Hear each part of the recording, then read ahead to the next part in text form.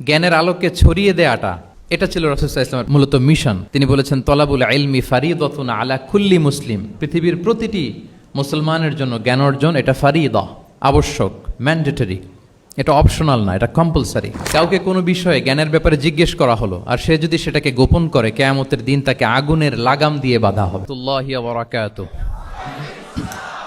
নাহমাদুহু ওয়া নুসাল্লি আলা রাসূলিহিল কারীম, আম্মা বা'দু, ফাআউযু বিল্লাহি মিনাশ শাইতানির রাজীম, বিসমিল্লাহির রহমানির রহিম। রব্বানা ওয়াবআথ ফীহিম রাসূলাম মিনহুম ইয়াতলু আলাইহিম আয়াতিকা ওয়া ইউআল্লিমুহুমুল কিতাবা ওয়াল হিকমাতা ওয়া ইউযাক্কিহিম ইন্নাকা আনতাল আজিজুল হাকীম। সাদাকাল্লাহুল আযীম। রব্বি ইশরাহ লি সাদরি ওয়া ইয়াসসির লি আমরি ওয়াহলুল উকদাতাম মিন লিসানি ইয়াফকাহু কওলি। আল্লাহ রব্বুল ইজ্জা ওয়াল জালালের দরবারে লাখো কোটি শুকর এবং সুজুদ যে আল্লাহ তাআলা ইন্টারন্যাশনাল ইসলামিক ইউনিভার্সিটি চিটাগাং IIUCর সেন্ট্রাল অডিটোরিয়ামে আয়োজিত আজকের discourse on prophetic teaching methodology শিরোনামের এই শিক্ষা সেমিনারে আমাদের সবাইকে এরকম চমৎকার একটি পরিবেশে একত্রিত হওয়ার সুযোগ করে দিয়েছেন। আমরা সবাই পড়ছি কালিমাতু শুকর, আলহামদুলিল্লাহ। আল্লাহর দরবারে শুকরিয়া জ্ঞাপনের পাশাপাশি আমি অত্র বিশ্ববিদ্যালয়ের কর্তৃপক্ষকে অন্তরের অন্তঃস্থল থেকে ধন্যবাদ এবং মোবারকবাদ জানাতে চাই। এরকম চমৎকার একটি পরিবেশে চমৎকার একটি শিক্ষা সেমিনারের আয়োজন করবার জন্য। প্রফেটিক টিচিং মেথোডোলজি এই শিরোনামে সামান্য কিছু আলোচনা শুরু করছি ইনশাআল্লাহ বিইذনিল্লাহ। সম্মানিত সুধীমণ্ডলী, প্রথমেই আমি জানতে চাচ্ছি যে আপনারা সবাই কেমন আছেন? আলহামদুলিল্লাহ, আমিও খুব ভালো আছি আলহামদুলিল্লাহ, সুম্মা আলহামদুলিল্লাহ। সম্মানিত সুধী, আপনারা টপিকটা নিশ্চয়ই স্টেজের ব্যাকড্রপে দেখতে পাচ্ছেন যে সেখানে খুব বড় ফন্টে লেখা আছে discourse on prophetic teaching methodology, অর্থাৎ আল্লাহ রাসূল সাল্লাল্লাহু আলাইহি ওয়া আলিহি ওয়াসাল্লামের শিক্ষা পদ্ধতি বা পাঠদান পদ্ধতি কেমন ছিল, তিনি কিভাবে শিখাতেন। আমরা জানি যে আল্লাহ রাসূল সাল্লাল্লাহু আলাইহি ওয়াসাল্লাম একজন শিক্ষক ছিলেন, অসাধারণ অনন্য একজন মার্ভেলাস শিক্ষক ছিলেন। শুধু শিক্ষকই ছিলেন না, বরং তিনি শিক্ষকদেরও শিক্ষক ছিলেন এবং তিনি নিজ হাতে এমন কিছু শিক্ষার্থী তিনি তৈরি করেছিলেন, গড়ে তুলেছিলেন, যারা এই পৃথিবীর ইতিহাসে শ্রেষ্ঠ প্রজন্ম হিসেবে স্বীকৃত। খয়রুল কুরুন, the best generation ever on earth, এই পৃথিবীর শ্রেষ্ঠতম প্রজন্ম হিসেবে তারা স্বীকৃত হয়েছেন। এবং তিনি তার শিক্ষা পদ্ধতির মধ্য দিয়ে গোটা বিশ্বকে সততা শিখিয়েছেন, সভ্যতা শিখিয়েছেন, মানবিকতা শিখিয়েছেন, স্পিরিচুয়ালিটি শিখিয়েছেন, আধ্যাত্মিকতা। তিনি আমাদেরকে শিখিয়েছেন পরিমিতিবোধ, তিনি আমাদেরকে শিখিয়েছেন জীবনবোধ, আমাদের স্রষ্টার সাথে তিনি আমাদেরকে পরিচিত করেছেন এবং সফলতার সহজ এবং সরল পথ তিনি আমাদেরকে বাতলে দিয়েছেন। আজকের এই ডিসকোর্সে বেসিকলি আমরা ওনার লাইফ স্কেলের একটা দিক নিয়ে ফোকাস করব, অর্থাৎ ওনার পাঠদান পদ্ধতি, কিভাবে তিনি সাহাবাদের সাথে ইন্টারেক্ট করতেন, তাদেরকে শিখাতেন, পাঠ দিতেন। শুধুমাত্র কেবলমাত্র এই বিষয়টাতে আমরা ফোকাস করবার চেষ্টা করবো ইনশাআল্লাহ। আমি আমার আলোচনার শুরুতে সূরাতুল বাকারার একটি আয়াত তেলাওয়াত করেছি, 129 নম্বর আয়াত। এই আয়াতটি বেসিকলি আল্লাহ রাসূল সাল্লাল্লাহু আলাইহি ওয়া আলিহি ওয়াসাল্লামের জন্য সাইয়েদনা ইব্রাহিম আলাইহিস সালাম দোয়া করেছিলেন মক্কার ধুধুমরু প্রান্তরে। এখনকার মক্কার মতো না, তখন জনমানব শূন্য মক্কা ছিল, ধুধুমরু প্রান্তর, চারিদিকে কেউ নেই। তো এরকম একটি ব্যারেন ল্যান্ডে সাইয়েদনা ইব্রাহিম আলাইহিস সালাম আল্লাহ তাআলার কাছে একটা দোয়া করেছিলেন। ওই দোয়াটাই আল্লাহ তাআলা সরাসরি কোট করেছেন সূরা বাকারায় 129 নম্বর আয়াতে। এবং সেখানে তিনি বলেছেন রব্বানা ওয়াবআথ ফীহিম রাসূলাম মিনহুম ইয়াতলু আলাইহিম আয়াতিকা ওয়া ইউআল্লিমুহুমুল কিতাবা ওয়াল হিকমা ওয়া ইউযাক্কিহিম ইন্নাকা আনতাল আজিজুল হাকীম। মানে হে আমাদের রব, এই ভূখণ্ডের মধ্য থেকেই এই জনপদবাসীর জন্য আপনি একজন রাসূল প্রেরণ করুন, যিনি আপনার নিদর্শনসমূহ তাদের সামনে পাঠ করে শোনাবে, যিনি আপনার কিতাব তাদেরকে শিক্ষা দেবে, তাদেরকে প্রজ্ঞা শিখাবে, পরিশুদ্ধ করবে, এবং নিশ্চয় আপনি পরাক্রমশালী, নিশ্চয় আপনি প্রজ্ঞাময়। এই দোয়াটি ছিল সাইয়েদনা ইব্রাহিম আলাইহিস সালামের, এবং রাসূল সাল্লাল্লাহু আলাইহি ওয়াসাল্লাম আগমনের প্রায় 2500 বছর আগে ইব্রাহিম আলাইহিস সালাম এই দোয়াটি করেছিলেন। 2500 বছর আগে, যখন কেউ ছিল না মক্কায়। মক্কা ওয়াজ এ টোটালি ব্যারন ল্যান্ড, কোনো গাছপালা ছিল না, কিছু ছিল না। সেই দোয়া আল্লাহ তাআলা কবুল করেছিলেন এবং এই দোয়ায় বেসিক্যালি তিনি আখিরি নবীর জন্য 4টা ফিচার কামনা করেছেন যে আল্লাহ এই 4টা ফিচার দিয়ে আপনি নবী পাঠাবেন। এর মধ্যে একটা ছিল ওয়া ইউআল্লিমুহুমুল কিতাব, যে এমন নবী যেন হয় তিনি এই জনপদের লোকদেরকে কিতাব শিখাবে। কি শিখাবে? কিতাব। ওয়া ইউআল্লিমুহুমুল কিতাব। তার মানে রাসূল সাল্লাল্লাহু আলাইহি ইসলাম তিনি যে শিক্ষক হয়ে আসবেন, তিনি যে আল্লাহর কিতাব পৃথিবীবাসীকে শোনাবেন, তেলাওয়াত করে শোনাবেন, শেখাবেন, এই দোয়া রাসূল সাল্লাল্লাহু আলাইহি ইসলাম আগমনের 2500 বছর আগে সাইয়েদনা ইব্রাহিম আলাইহিস সালাম করেছিলেন। এবং রাসূল সাল্লাল্লাহু আলাইহি ইসলাম নিজেও বিভিন্ন হাদিসে ঘোষণা করেছেন যে আমি শিক্ষক হিসেবে প্রেরিত হয়েছি। ওয়া ইন্নামা বুইসতু মুআল্লিমান, আমি এই পৃথিবীতে শিক্ষক হিসেবে এসেছি। রাসূল সাল্লাল্লাহু আলাইহি ইসলাম দুইটা গ্রুপ দেখলেন মসজিদে, এক গ্রুপ তারা জিকির আজকার করে, আরেক গ্রুপ তারা রিসার্চ করে, গবেষণা করে। রাসূল সাল্লাল্লাহু আলাইহি ইসলাম বললেন দুই দলই ভালো কাজ করতেছে, কিন্তু রাসূল সাল্লাল্লাহু আলাইহি ইসলাম যারা গবেষণা করতেছে, পড়াশোনা করতেছে, ফিকহ নিয়ে আলোচনা করতেছে, তাদের সাথে যেয়ে বসে গেলেন। আর তিনি বললেন ওয়া ইন্নামা বুইসতু মুআল্লিমান, আমি এই গ্রুপকে প্রায়োরিটি দিয়েছি কারণ আমি নিজেই শিক্ষক হিসেবে প্রেরিত হয়েছি। তারা অজ্ঞদেরকে শিক্ষা দিচ্ছে, জাহেলদেরকে, যারা কিছু জানে না, জ্ঞানের ছোঁয়া যাদের মধ্যে লাগেনি, এই গ্রুপ তাদেরকে এনলাইটেন করছে, আলোকিত করছে, ফলে আমি তাদেরকে প্রায়োরিটি দিলাম, তাদের সাথে বসে গেলাম। ও ইন্নামা বুইসতু মুআল্লিমান, কারণ আমি পৃথিবীতে শিক্ষক হিসেবে প্রেরিত হয়েছি। তাহলে ইব্রাহিম আলাইহিস সালামের দোয়ার ফসল তিনি, হি কেম এজ এ টিচার, কারণ ইব্রাহিম আলাইহিস সালাম দোয়া করেছিলেন আল্লাহ এমন নবী পাঠাবেন যিনি ইউআল্লিমুহুমুল কিতাব, এই জনপদের লোকদেরকে কিতাব শিখাবে। এবং রাসূল সাল্লাল্লাহু আলাইহি ওয়াসাল্লাম নিজেও বলেছেন আমি শিক্ষক হিসেবে প্রেরিত হয়েছি। এবং জ্ঞানার্জনকে রাসূল সাল্লাল্লাহু আলাইহি ওয়াসাল্লাম বাধ্যতামূলক করেছেন, ম্যান্ডেটরি ফর অল। এবং জ্ঞান যে সবাই অর্জন করবে এটা তিনি বলেছেন, এটা সবার জন্য অবধারিত, শিক্ষার জন্য, এটা মানুষের মৌলিক অধিকার। তিনি বলেছেন তলাবুল ইলমি ফারিদাতুন আলা কুল্লি মুসলিম, পৃথিবীর প্রতিটি মুসলমানের জন্য জ্ঞান অর্জন এটা ফারিদা, আবশ্যক, ম্যান্ডেটরি, এটা অপশনাল না, এটা কম্পালসারি। এবং নারী পুরুষ নির্বিশেষে সবার জন্য, এমন না যে শুধু পুরুষদের জন্য। রাসূল সাল্লাল্লাহু আলাইহি ওয়াসাল্লাম বলেছেন আলা কুল্লি মুসলিম, প্রতিটি মুসলিমের জন্য জ্ঞানার্জন এটা আবশ্যক। আলহামদুলিল্লাহ আমাদের অনেক বোনেরাও আজকের হল রুমে এসছে, এবং রাসূল সাল্লাল্লাহু আলাইহি ওয়াসাল্লাম একটা স্পেশাল ডে নির্ধারণ করেছিলেন, a special day for teaching women, মদিনার নারীদেরকে পাঠদানের জন্য, শেখানোর জন্য তিনি একটা স্পেশাল ডে নির্ধারণ করেছিলেন। এবং নারীদের আগ্রহের কারণেই তিনি সেটা করেছিলেন। তারা একবার এসে রাসূল সাল্লাল্লাহু আলাইহি ওয়াসাল্লামকে বললেন যে গলাবানা আলাইকা রিজাল ফাজআল লানা ইয়াওমান মিন নাফসিক, হে নবী আমাদের মনে হচ্ছে পুরুষরা বেশি প্রায়োরিটি পেয়ে যায়, আপনি আমাদের জন্য স্পেশাল একটা ডে নির্ধারণ করেন, একটা দিন, যেদিন এসে আমরা আপনার কাছ থেকে অনেক কিছু শিখবো, জানবো। ফাওয়াআদাহুন্না ইয়াওমান লাকিয়াহুন্না ফীহি ফাওয়াআদাহুন, রাসূল সাল্লাল্লাহু আলাইহি ওয়াসাল্লাম তাদের এই আবেদনের প্রেক্ষিতে মদিনার নারীদের জন্য একটা special day for teaching women, মদিনার যে কমিউনিটিতে নারীরা ছিল তাদের জন্য রাসূল সাল্লাল্লাহু আলাইহি ওয়াসাল্লাম স্পেশাল একটা ডে নির্ধারণ করেছিলেন। এবং সেদিন পুরুষ সাহাবীদেরকে গুরুত্ব না দিয়ে তিনি শুধু নারীদের, বোনদের কোশ্চেন নিতেন, তাদেরকে তিনি পাঠদান করতেন, শিক্ষাদান করতেন। এবং জ্ঞানার্জনকে, জ্ঞানের আলোকে ছড়িয়ে দেওয়াটা, এটা ছিল রাসূল সাল্লাল্লাহু আলাইহি ওয়াসাল্লামের মূলত মিশন। জ্ঞানের আলোকে তিনি বিশ্বময় ছড়িয়ে দিতে বলেছেন। নলেজ হ্যাজ নো বাউন্ডারিজ, এটার কোনো বাউন্ডারি থাকবে না, গোটা বিশ্বের জন্য আমরা জ্ঞানকে ছড়িয়ে দেই, এটার ব্যাপারে তিনি আমাদেরকে উদ্বুদ্ধ করেছেন। তিনি বলেছেন বাল্লিগু আন্নি ওয়ালাউ আয়া, আমার পক্ষ থেকে একটি কথা, একটি বাণী, একটি আয়াত হলেও তোমরা পৌঁছে দাও। তাহলে তিনি আমাদেরকে জ্ঞানের এই আলো বিশ্বময় ছড়িয়ে দিতে উদ্বুদ্ধ করেছেন। এবং জ্ঞান লুকানোকে তিনি মহাপাপ বলেছেন। আপনার কাছে যদি নলেজ থাকে, সেই নলেজের ব্যাপারে যদি আপনাকে জিজ্ঞেস করা হয়, আপনি যদি এটা শেয়ার না করেন, তাহলে আপনি মহাপাপ করলেন। এটাকে আল্লাহ রাসূল সাল্লাল্লাহু আলাইহি ওয়া আলিহি ওয়াসাল্লাম জ্ঞান লুকানোকে মহাপাপ বলেছেন। তিনি বলেছেন মান সুইলা আন ইলমিন ফাকাতামাহু আলজামাহুল্লাহু ইয়াউমাল কিয়ামাতি বিলিজামিন মিনান নার, কাউকে কোনো বিষয়ে জ্ঞানের ব্যাপারে জিজ্ঞেস করা হলো আর সে যদি সেটাকে গোপন করে, কিয়ামতের দিন তাকে আগুনের লাগাম দিয়ে বাঁধা হবে। ওয়াল ইয়াদু বিল্লাহ। তাহলে জ্ঞানকে ছড়িয়ে দিতে বলেছেন তিনি বিশ্বময়, জ্ঞানকে গোপন করতে তিনি বারণ করেছেন, নিষেধ করেছেন।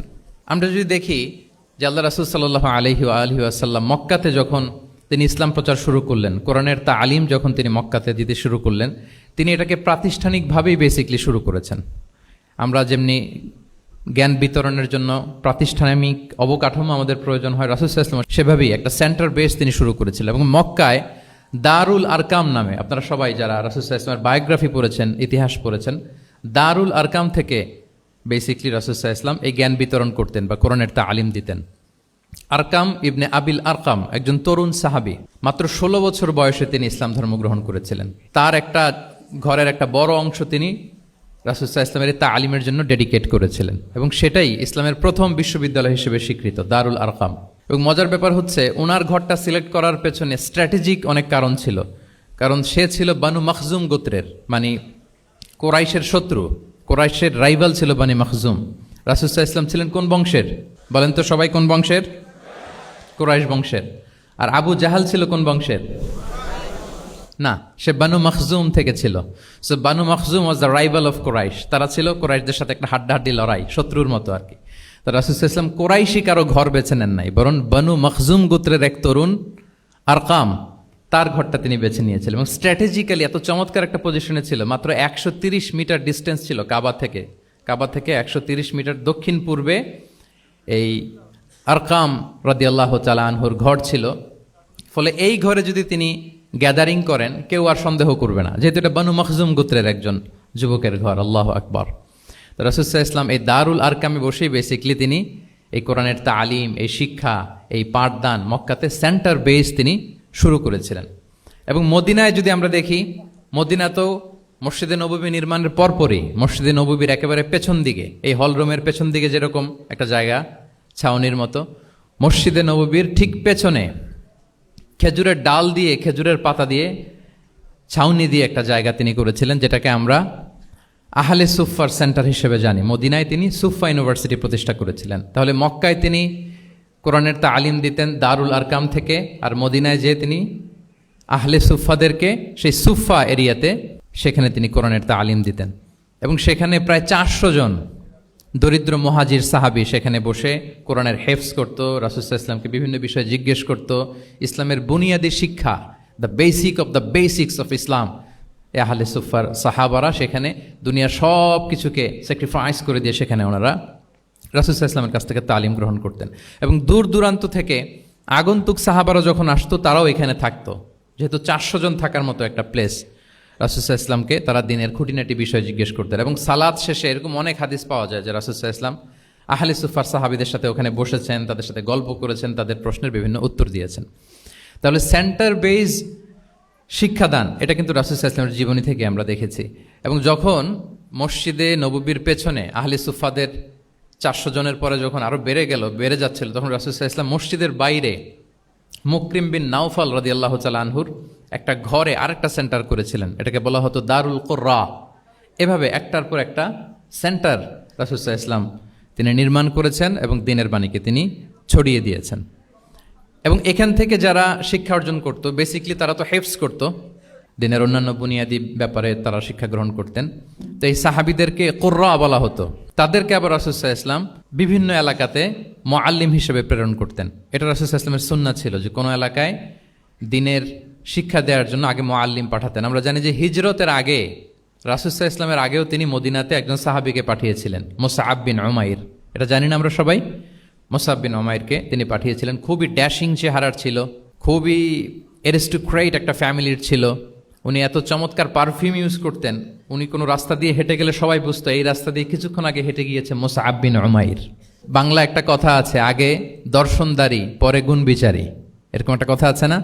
সো মদিনার লোকটা যাতে ইসলামের প্রতি খুব দ্রুত অ্যাট্রাক্টেড হয়, এজন্য তিনি আবু বকর রাদিয়াল্লাহু তাআলা আনহুকে পাঠাননি, ওমরে ফারুককে পাঠাননি, বরং মুসআব বিন উমাইর রাদিয়াল্লাহু তাআলা আনহুকে মুআল্লিম হিসেবে, he was the first ambassador of Islam, প্রথম অ্যাম্বাসেডর হিসেবে তিনি মদিনায় গিয়েছিলেন। এবং মদিনাতে আহলে সুফার মধ্য থেকে যারা অগ্রগামী ছিল, দারুল কুররা থেকে যারা অগ্রগামী ছিল, তাদেরকে আল্লাহ রাসূল সাল্লাল্লাহু আলাইহি ওয়া আলিহি ওয়াসাল্লাম জ্ঞান বিতরণের জন্য, কোরআন শেখানোর জন্য বিভিন্ন জায়গায় পাঠাতেন। আপনারা উহুদের যুদ্ধের পরপরই বিরে মাউনার ঘটনা শুনে থাকবেন। সেখানে রাসূল সাল্লাল্লাহু আলাইহি ওয়াসাল্লাম 70 জন হাফেজ সাহাবী, মানে ওই সময় পর্যন্ত যতটুকু কোরআনের আয়াত নাজিল হয়েছিল এগুলো যারা মুখস্থ করে ফিরেছিলেন, এরকম 70 জন সাহাবীকে একটা এরিয়াতে তিনি পাঠিয়েছিলেন। এবং এটা আসলে বিট্রে করেছিল তারা বলেছিল যে আমরা তাদেরকে নিয়ে যাব আমাদের এলাকায়, তারা দিন পৌঁছাবে। কিন্তু এই 70 জন সাহাবীকে বিট্রে করে তারা হত্যা করেছিল, ওনারা শাহীদ হয়েছিলেন। এবং এতে রাসূল সাল্লাল্লাহু আলাইহি ওয়াসাল্লাম অনেক কষ্ট পেয়েছিলেন। যে সমস্ত গোত্র এই কাজের সাথে জড়িত ছিল, টানা 1 মাস তাদের বিরুদ্ধে রাসূল সাল্লাল্লাহু আলাইহি ওয়াসাল্লাম বদদোয়া করেছেন, কুনুতে নাজেলা করেছেন ফজরের সালাতের পরে। তাহলে এই যে ন্যারেশনগুলো, বর্ণনাগুলো আমি কেন উপস্থাপন করছি আপনাদের সামনে, এটা বোঝানোর জন্য যেটার পরম্পরাটা কিরকম, রাসূল সাল্লাল্লাহু আলাইহি ওয়াসাল্লাম কিভাবে কোন সেন্টার থেকে শুরু করলেন, তারপরে কিভাবে এটার ডেভেলপমেন্ট হচ্ছিল, তারপরে কিভাবে এটা আগাতে লাগলো। তাহলে রাসূল সাল্লাল্লাহু আলাইহি ওয়াসাল্লাম বিভিন্ন জায়গায় যে মুআল্লিম পাঠাতেন, এটার রেফারেন্সও আমরা পেলাম যে তিনি তো এখানে শেখাচ্ছেন, যখন অনেক বেড়ে গেল, চাহিদা বাইরে অনেক বেশি, তিনি এখান থেকে ছাত্রদেরকে, সাহাবাদেরকে বিভিন্ন জায়গায় মুআল্লিম হিসেবে প্রেরণ করতেন। এবং শিক্ষার বিনিময়ে তিনি বদরের যে বন্দিরা ছিল তাদের মুক্তিপণের অ্যানাউন্সমেন্ট করেছেন, র্যানসম, এটা আপনারা জানেন। আমি একটু কুইজ নিয়ে নেই আপনাদের। বলেন, বদরে মুসলমানদের পক্ষ থেকে শহীদ হয়েছিল কয়জন? 14 জন, মাশাআল্লাহ। আর কুরাইশদের পক্ষ থেকে 70 জন। বন্দী হয়েছিল কয়জন দেখি? হ্যাঁ, 70 জন তারা নিহত হয়েছিল আর 70 জন বন্দী হয়েছিল। তো বদরের যুদ্ধে এই 70 জন যারা কুরাইশদের মধ্যে থেকে বন্দী হয়েছিল তাদের মুক্তিপণ হিসেবে ফিদিয়া, র্যানসম হিসেবে রাসূল সাল্লাল্লাহু আলাইহি ওয়াসাল্লাম 4000 দিরহামের অ্যানাউন্সমেন্ট করেছেন। মানে দিরহাম মানে হচ্ছে সিলভার কয়েন আর কি। তৎকালীন সময় দিনার হচ্ছে গোল্ড কয়েন আর দিরহাম মানে সিলভার কয়েন। তো রাসূল সাল্লাল্লাহু আলাইহি ওয়াসাল্লাম 4000 সিলভার কয়েনের ঘোষণা করেছেন যে তোমরা যদি মুক্তি পেতে চাও তাহলে 4000 রৌপ্য মুদ্রা দিয়ে, সিলভার কয়েন দিয়ে তারপরে তোমরা মুক্তি পেতে হবে। তখন তিনি অ্যানাউন্স করলেন যে কারো যদি এই সামর্থ্য না থাকে তাহলে এই লোকদের মধ্য থেকে যারা লিখতে পড়তে জানে তারা যদি মদিনার 10 জন শিশুকে লেখাপড়া শিখিয়ে দেয় তাহলে এটা তাদের মুক্তিপণ হয়ে যাবে। আল্লাহু আকবার। তাহলে শিক্ষাটাকে রাসূল সাল্লাল্লাহু আলাইহি ওয়াসাল্লাম কিভাবে দেখতেন, এটাকে কতটা গুরুত্ব দিতেন? তখন কিন্তু মুসলমানদের আর্থিকভাবে খুব কঠিন অবস্থা যাচ্ছিল। তখন এই জাতীয় ফিদিয়াগুলো, র্যানসমগুলো খুব জরুরি ছিল। তারপরে তিনি ঘোষণা করেছেন যাদের সামর্থ্য নাই তারা যদি লিখতে পড়তে জানে, মদিনার 10 জন ছেলে মেয়েকে তারা যদি লেখাপড়া শিখিয়ে দিতে পারে, এইটা তাদের মুক্তিপণ হিসেবে কনসিডার করা হবে। আল্লাহু আকবার। তাহলে সম্মানিত সুধী, আমরা সেই ইব্রাহিম আলাইহিস সালাতু ওয়াস সালামের দোয়া থেকে শুরু করে বদরের যুদ্ধ পর্যন্ত চলে আসলাম যে রাসূল সাল্লাল্লাহু আলাইহি ওয়াসাল্লাম শিক্ষাটাকে, এডুকেশনকে এবং শিক্ষার বাণীকে বিশ্বময় ছড়িয়ে দিতে তিনি কীরকম পদক্ষেপ নিয়েছেন, ওভারঅল একটা আমরা আইডিয়া পেয়েছি। এটা ছিল আমার ইন্ট্রোডাক্টরি ডিসকাশন। এখন আমি মূল আলোচনায় চলে যাই যে রাসূল সাল্লাল্লাহু আলাইহি ওয়াসাল্লাম সাহাবাদেরকে যে তিনি শেখাতেন, ওনার পাঠদান পদ্ধতি কেমন ছিল। প্রথম কথা হচ্ছে রাসূল সাল্লাল্লাহু আলাইহি ওয়াসাল্লাম পিতৃ স্নেহে সাহাবাদেরকে শিক্ষা দিতেন, as like a father teaching his child, teaching his son or daughter. সন্তানকে যেমনি বাবা পরম মমতায় আদর করে শেখায় ঠিক সেভাবে শেখাতেন। এবং তিনি বলেছেন যে ইন্নামা আনা লাকুম বিমানজিলাতিল ওয়ালিদি উআল্লিমুকুম, নিশ্চয় আমি তোমাদের বাবার মতো, বাবা যেমনি ছেলে মেয়েদেরকে শেখায়। এবং এই হাদিসে এসছে যে রাসূল সাল্লাল্লাহু আলাইহি ওয়াসাল্লাম তাদেরকে শিখিয়েছেন সাহাবাদেরকে যে ওয়াশরুমে গেলে কিভাবে ক্লিন হইতে হবে, টু দ্য ডাইরেকশন অফ কেবলা বসা যাবে না, কেবলাকে পেছনে রেখে বসা যাবে না, এমনকি ঢিলাগুলো ইউজ করতে হলে ডান হাতে ইউজ করা যাবে না, বাঁ হাতে। তারপর এটা বেজোর হইতে হবে। এরকম ধরে ধরে উম্মাকে শিখিয়েছেন। নারীদের মেনস্ট্রুয়েশনাল পিরিয়ডের ব্যাপারে বিধানগুলো শিখিয়েছেন। স্বামী স্ত্রীর অন্তরঙ্গ মুহূর্তের ব্যাপারে মাসআলা কি, ব্যাপারগুলো কি, লিগ্যাল অপিনিয়ন কি, ধরে ধরে বাবা মা যেমনি ছেলে মেয়েদেরকে ধরে ধরে শিখিয়ে দেয় যে এইভাবে this is good and this is bad, dos and don'ts যেমনি মা বাবা শেখায়, আল্লাহ রাসূল সাল্লাল্লাহু আলাইহি ওয়াসাল্লাম বলেন ইন্নামা আনা লাকুম বিমানজিলাতিল ওয়ালিদি উআল্লিমুকুম, আমি তোমাদের বাবার মতো, বাবা যেমনি শেখায় পরম মমতায়, এভাবে আমি তোমাদেরকে শিক্ষা দিই। এবং রাসূল সাল্লাল্লাহু আলাইহি ওয়াসাল্লাম খুব সহজ করে উপস্থাপন করতেন, কোনো কিছুকে জটিল করতেন না। এটা কিন্তু একজন আদর্শ শিক্ষকের বৈশিষ্ট্য। মানে as easier as you can, যত সহজ করে আপনি আপনার প্রেজেন্টেশনটা করতে পারবেন তত বেশি আপনার শিক্ষার্থীরা আপনার কাছ থেকে ওই মেসেজ, ওই শিক্ষা, সেটা ওই বার্তাটা তারা গ্রহণ করতে পারবে। এবং সহিহ মুসলিমের হাদিস, আল্লাহ রাসূল সাল্লাল্লাহু আলাইহি ওয়াসাল্লাম তিনি বলেন ইন্নাল্লাহা লাম ইয়াবআসনি মুআন্নিচান ওয়ালা মুতাআন্নিচান ওয়ালাকিন বাআসানি মুআল্লিমান মুয়াসসিরান। আল্লাহু আকবার। আল্লাহ তাআলা আমাকে কঠোরতা আরোপকারী, জটিলকারী করে প্রেরণ করেননি, বরং সহজভাবে, সহজ পন্থায় শিক্ষাদানকারী শিক্ষক হিসেবে প্রেরণ করেছেন। লিটারেলি তিনি মুয়াসসিরান শব্দটা ব্যবহার করেছেন। যেহেতু এখানে ইসলামিক স্টাডিজ, কোরআন, হাদিস যে ডিপার্টমেন্টের শিক্ষার্থী বন্ধুরা আপনারা যারা আছেন, আপনারা শব্দের অর্থটা লিটারেলি বুঝতে পারতেছেন যে তিনি বলেছেন মুআল্লিমান মুয়াসসিরান, আমি সহজপন্থী শিক্ষক হিসেবে প্রেরিত হয়েছি। কোনো জিনিসকে কঠোরতা আরোপ করার জন্য, কঠিন করে প্রেজেন্ট করার জন্য আল্লাহ আমাকে পাঠাননি। রাসূল সাল্লাল্লাহু আলাইহি ওয়াসাল্লাম use to make things easy and easy, খুব সহজ করে উপস্থাপন করতেন। এবং রাসূল সাল্লাল্লাহু আলাইহি ওয়াসাল্লামের শিক্ষাদান পদ্ধতি ছিল অপটিমিস্টিক, আশাব্যঞ্জক, আশাবাদী। অর্থাৎ তিনি যখন কিছু বলতেন, শেখাতেন, মানুষ আশাবাদী হয়ে উঠত, কনফিডেন্ট পেত, ভয় পেত না। আমরা অনেক সময় মানুষকে খুব ভয় দেখাই। রাসূল সাল্লাল্লাহু আলাইহি ওয়াসাল্লাম কাউকে যখন কোনো দায়িত্ব দিয়ে কোথাও প্রেরণ করতেন, ওনার বিখ্যাত হাদিস তিনি বলতেন ইয়াসসিরু ওয়ালা তুআসসিরু বাশশিরু ওয়ালা তুনাফিরু, সহজ করো, কঠিন করো না, সুসংবাদ দাও, দিন থেকে মানুষকে ভাগিয়ে দিও না। মানে আমাদের প্রেজেন্টেশন যেন এমন না হয় যে আমাদের কথা শুনে মানুষ ভাগে, কাছে আসে না, বরং এমনভাবে প্রেজেন্টেশন করো যাতে মানুষ কাছে আসে, কমফোর্ট ফিল করে, ওইটাকে রিসিভ করে এবং জীবনের সাথে সে অ্যাডজাস্ট করতে পারে। সাহাবাদেরকে যখন কোনো জিনিস বুঝাতেন খুব ধীরস্থিরভাবে কথা বলতেন, কখনো কথা বলার ক্ষেত্রে রাশিং করতেন না, তাড়াহুড়ো করতেন না, নেভার এভার। এবং অনেক সাহাবারা খুব দ্রুত হাদিস বর্ণনা করলে আম্মা জান আয়েশা রাদিয়াল্লাহু তাআলা আনহা এটা অপছন্দ করতেন। বিশেষ করে আবু হুরায়রা রাদিয়াল্লাহু তাআলা আনহুর ব্যাপারে তিনি অবজেকশন দিয়েছিলেন যে তুমি যেভাবে বলো নবী সাল্লাল্লাহু আলাইহি ওয়াসাল্লাম কিন্তু এত দ্রুত বলতেন না, তুমি যেমনি গড়গড় করে বর্ণনা করো, আল্লাহ রাসূল সাল্লাল্লাহু আলাইহি ওয়াসাল্লাম এত দ্রুত বর্ণনা করতেন না। লাম ইয়াকুন ইয়াসরুদুল হাদিসা কাসারদিকুম কানা ইউহাদ্দিসু হাদিসান লাউ আদ্দাহুল আদ্দুলা আহসাহু। এমনভাবে প্রিয় নবী কথা বলতেন যে কেউ যদি চাইতো তিনি এই কথার মধ্যে কয়টা বাক্য বলেছেন, কয়টা শব্দ বলেছেন, চাইলে হাতে গুনে ফেলতে পারত। এত প্রেসাইজ অ্যান্ড ক্লিয়ার ছিল। তিনি কয়টা বাক্য বললেন এই বক্তব্যে, কয়টা শব্দ বললেন, এটাও গুনে ফেলা যেত। আল্লাহু আকবার। কানা ইয়াতাকাল্লামু বিকালামিন বাইনাহু ফাসলুন ইয়াহফাযুহু মান জালাসা ইলাই। এবং কথা বলতে বলতে মাঝখানে পজ দিতেন, মানে একটু থামতেন, ফলে যারা শুনতো তারা একেবারে মুখস্থই করে ফেলতে পারত। আল্লাহু আকবার। এটা কিন্তু একজন আদর্শ শিক্ষকের বৈশিষ্ট্য যে খুব ধীরস্থিরভাবে আমি কথা বলবো, মাঝে মাঝে পজ দিব। রাসূল ইসলাম পজ দিতেন, থামতেন, যাতে ছাত্ররা নিতে পারে। সব শিক্ষার্থীদের এক ধরনের ক্যাপাসিটি না, ক্যাপাসিটি ইস্যু নিয়ে আমি সামনে কথা বলতেছি ইনশাআল্লাহ। তো তাহলে এইভাবে তিনি বেসিকলি তালিম দিতেন বা প্রেজেন্ট করতেন। আচ্ছা, শিক্ষা দেওয়ার ক্ষেত্রে দুইটা ধরন ছিল রাসূল সাল্লাল্লাহু আলাইহি ওয়াসাল্লামের। কখনো হয়তো ওয়ান অন ওয়ান মিটিং, একজন সাহাবীকে টার্গেট করে তাকে কিছু শেখাচ্ছেন, জানাচ্ছেন বা বলছেন। আবার কখনো একজন না, একাধিক সাহাবী বা অনেক সাহাবীদেরকে, অনেক মানুষকে তিনি অ্যাড্রেস করছেন। তাহলে এই দুইভাবে তিনি অ্যাড্রেস করতেন। এক নাম্বার হচ্ছে প্রাইভেট লার্নিং সেশন, আর একটা হচ্ছে পাবলিক লার্নিং সেশন। দুইটাই রাসূল ইসলামের সিরা যদি আপনি স্ক্যানিং করেন আপনি পাবেন। প্রাইভেটলি এরকম অনেক হাদিস পাওয়া যায় যে হাদিসগুলোতে দেখা যায় যে রাসূল সাল্লাল্লাহু আলাইহি ওয়াসাল্লাম ওয়ান অন ওয়ান মিটিং করেছেন, শুধু একজনকে কিছু শেখাচ্ছে। এটা স্পেশালি হতো যখন তিনি কারোর সাথে রাইড শেয়ার করতেন। রাইট অর্থাৎ তিনি উটে ছিলেন, উটের পেছনে আরেকজন সাহাবী বসা, তিনি গাধার উপরে বসা, পেছনে আরেক সাহাবী বসা, তিনি খচ্চরের উপর বসা, আরেক সাহাবী বসা। যখন তিনি রাইড শেয়ার করতেন, এরকম ভুরি ভুরি হাদিস আপনারা পাবেন যে মুআয ইবনে জাবাল বলতেছে যে কুনতু রদিফা রাসূলিল্লাহ, কুনতু খালফা রাসূলিল্লাহ, আমি একবার উটের পেছনে বসা ছিলাম। আব্দুল ইবনে আব্বাস বলতেছেন আমি ওটের পেছনে বসা ছিলাম। ফদল ইবনে আব্বাস বলতেছেন আমি একবার একটা খচ্চরের পেছনে বসা ছিলাম। When he was sharing his riding যখন শেয়ার করতেন, ওই মুহূর্তগুলো তেমন চমৎকার চমৎকার কিছু বার্তা রাসূল সাল্লাল্লাহু আলাইহি ওয়াসাল্লাম ওই সাহাবীদেরকে দিয়েছেন, যেগুলো আমরা হাদিস গ্রন্থগুলোতে পড়ে অবাক হয়ে যাই। এরকম একটা ছোট্ট হাদিস যদি শেয়ার করি, আব্দুল্লাহ ইবনে আব্বাস রাদিয়াল্লাহু তাআলা আনহু উনি বলেন কুনতু খালফা রাসূলিল্লাহি সাল্লাল্লাহু আলাইহি ওয়াসাল্লাম ইয়াওমান। একদিন আমি, এই যে দেখেন বর্ণনা ভঙ্গি কেমন, একদিন আমি রাসূল সাল্লাল্লাহু আলাইহি ওয়াসাল্লামের পেছনে বসা, মানে কোনো একটা ওটের উপর বা গাধার উপরে বসা। ফাকালা, তিনি বললেন ইয়া গুলাম, হে কিশোর।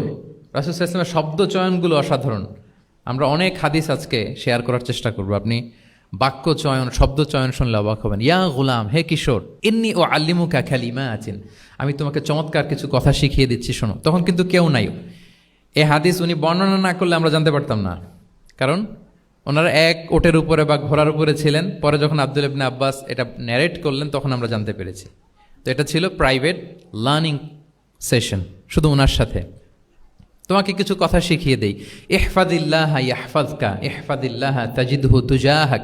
এটা অনেকের মুখস্থ আছে না, বিখ্যাত হাদিস আল আরবাউন আন-নববিয়ার ভেতরেও আছে। তুমি আল্লাহর বিধানগুলোকে সংরক্ষণ করো, রক্ষণাবেক্ষণ করো, টেক কেয়ার করো, আল্লাহ তোমার টেক কেয়ার করবেন। ইদা সাআলতা ফাসআলিল্লাহ, হে আব্দুল্লাহ, যখন চাইবে আল্লাহর কাছে চাইবে, যখন ফরিয়াদের হাত তুলবে কেবলমাত্র আল্লাহর কাছেই তুলবে। ওয়া ইদা ইসতাআনতা ফাসতাঈন বিল্লাহ, যখন সাহায্য চাইবে কেবল আল্লাহর কাছেই সাহায্য চেও। ওয়া আলাম আন্নাল উম্মাতা লাউ ইজতামাআত আলা আন ইয়ানফাউকা বিশাইইন লাম ইয়ানফাউকা ইল্লা বিশাইইন ক্বাদ কাতাবাহুল্লাহু লাক।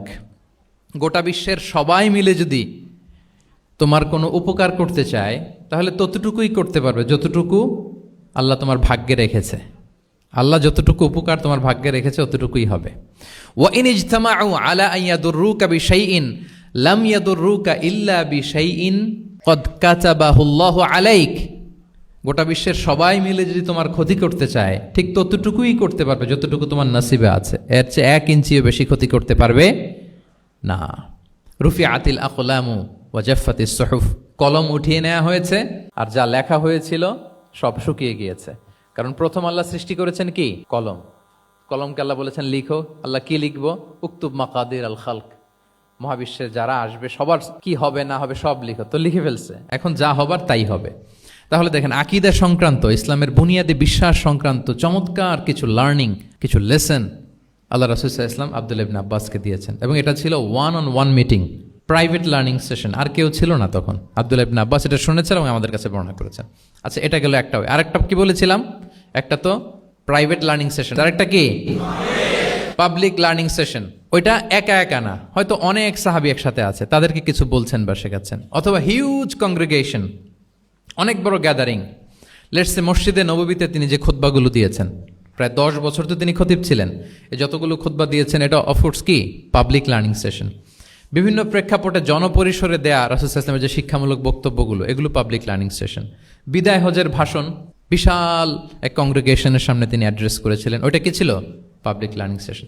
তাহলে সেখানের পদ্ধতিটা বেসিকলি দুই ধরনের, একটা ছিল প্রাইভেট লার্নিং সেশন আর একটা পাবলিক লার্নিং সেশন। আচ্ছা, এই তো, লেটস মুভ অন। এবার আমরা চলে যাব যে তিনি যেসব শিখন পদ্ধতি অবলম্বন করতেন, শেখানোর ক্ষেত্রে কি কি মিনস, কি কি ওয়ে তিনি অবলম্বন করতেন, সেগুলো আমরা শেয়ার করি। অনেকগুলো মিনস তিনি ইউজ করতেন, অনেকভাবে তিনি পাঠদান করতেন, সাহাবাদেরকে শিক্ষা দিতেন।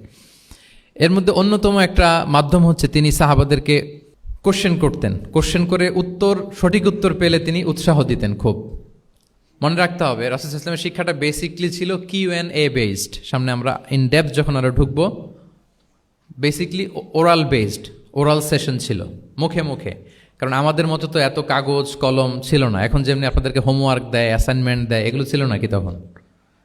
রাসূল সাল্লাল্লাহু আলাইহি ওয়াসাল্লামের সময় অ্যাসাইনমেন্ট দেওয়ার রীতি ছিল? বলেন, আপনাদের অ্যাসাইনমেন্ট দেয় স্যাররা? হ্যাঁ, তো এই যে এখন স্যাররা হোমওয়ার্ক দেন, কাজ দেন, অ্যাসাইনমেন্ট দেন, এটা তো ওই সময় ছিল না। ফলে এটা রাসূল সাল্লাল্লাহু আলাইহি ওয়াসাল্লামের পাঠদান পদ্ধতিটা বেসিকলি ছিল Q&A বেসড, প্রশ্নোত্তর পর্ব। সাহাবারা জিজ্ঞেস করতেন, না জানলে রাসূল সাল্লাল্লাহু আলাইহি ওয়াসাল্লাম আবার জিজ্ঞেস করতেন, দেখি ওরা জানে কি না। এরকম অনেকভাবে তিনি শেখাতেন, আমরা সামনের দিকে আরো দেখব।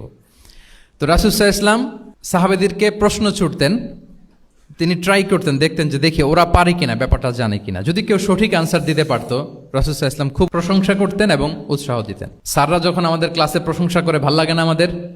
আমার প্রেজেন্টেশন খুব প্রশংসা করলো, আমার অ্যাসাইনমেন্টের খুব প্রশংসা করলো, আমাকে ইন্সপায়ার করলো, আমি আরো মোটিভেটেড হব না? হয়তো আমরা নাকি হই। তো রাসূল সাল্লাল্লাহু আলাইহি ওয়াসাল্লাম এটাই করতেন। উবাই ইবনে কাআব রাদিয়াল্লাহু তাআলা আনহুকে উনি প্রশ্ন করলেন, আল্লাহ রাসূল সাল্লাল্লাহু আলাইহি ওয়া আলিহি ওয়াসাল্লাম প্রশ্ন করলেন যে, ইয়া আবাল মুনজির, এটা ওনার কুনিয়া, আতাদরি আইয়ু আয়াতিন মিন কিতাবিল্লাহি মাআকা আ'যাম, তুমি কি জানো যে আল্লাহর সর্বশ্রেষ্ঠ আয়াত কোনটা, তুমি জানো?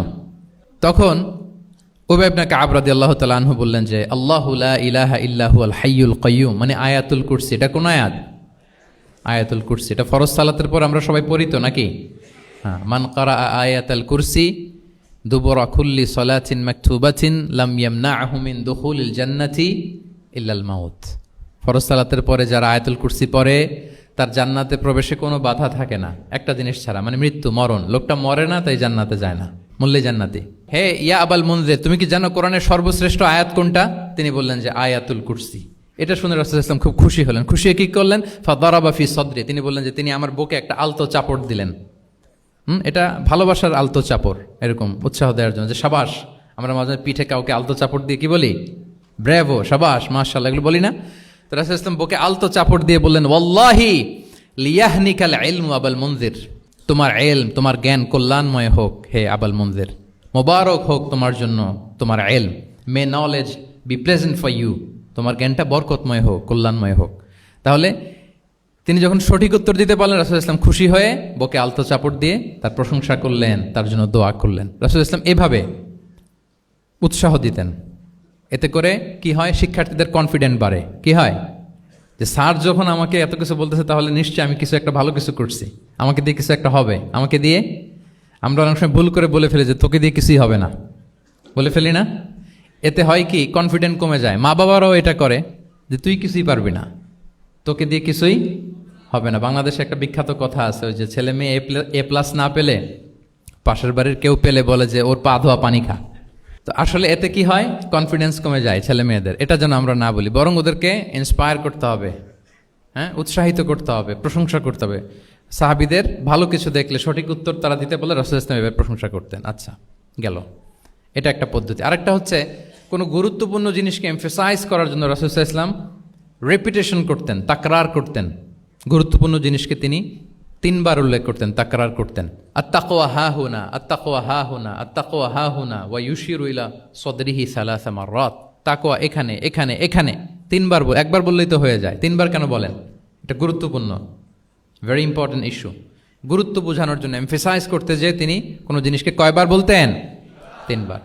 বিদায় হজের ভাষণ যখন দিলেন, ভাষণ দেয়া শেষ, এবার বলতেছে আল্লাহুম্মা হাল বাল্লাগতু, আল্লাহুম্মা হাল বাল্লাগতু, আল্লাহুম্মা হাল বাল্লাগতু, আল্লাহুম্মা ফাশহাদ। 3 বার বললেন যে আল্লাহ আমাকে যা পৌঁছাতে বলেছেন, হে মহাসমাবেশ তোমরা বলো আমি কি পৌঁছাতে পেরেছি?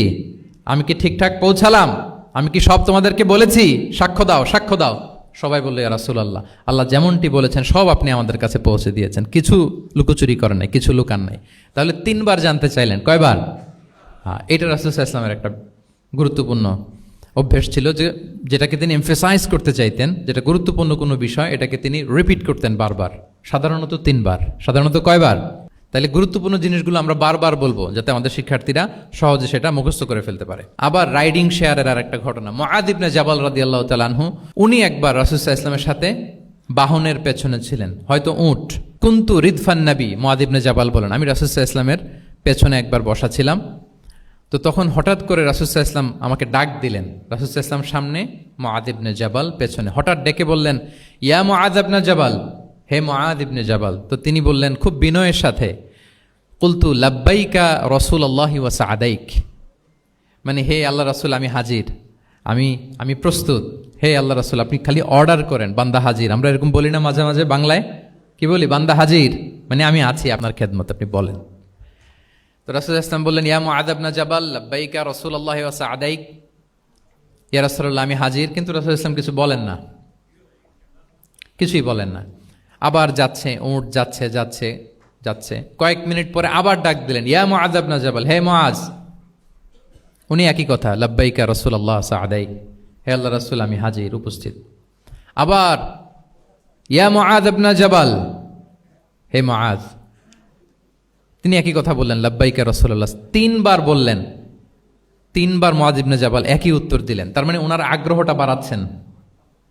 রাসূল সাল্লাল্লাহু আলাইহি ওয়াসাল্লাম একটা গুরুত্বপূর্ণ কথা বলবেন, এই কথাটা শোনানোর জন্য মুআয ইবনে জাবালের উনি কি করতেছেন? ভেতর থেকে কথা বুঝতেছেন আমার সবাই? আগ্রহটা আরো বাড়াচ্ছেন, আরো বাড়াচ্ছেন।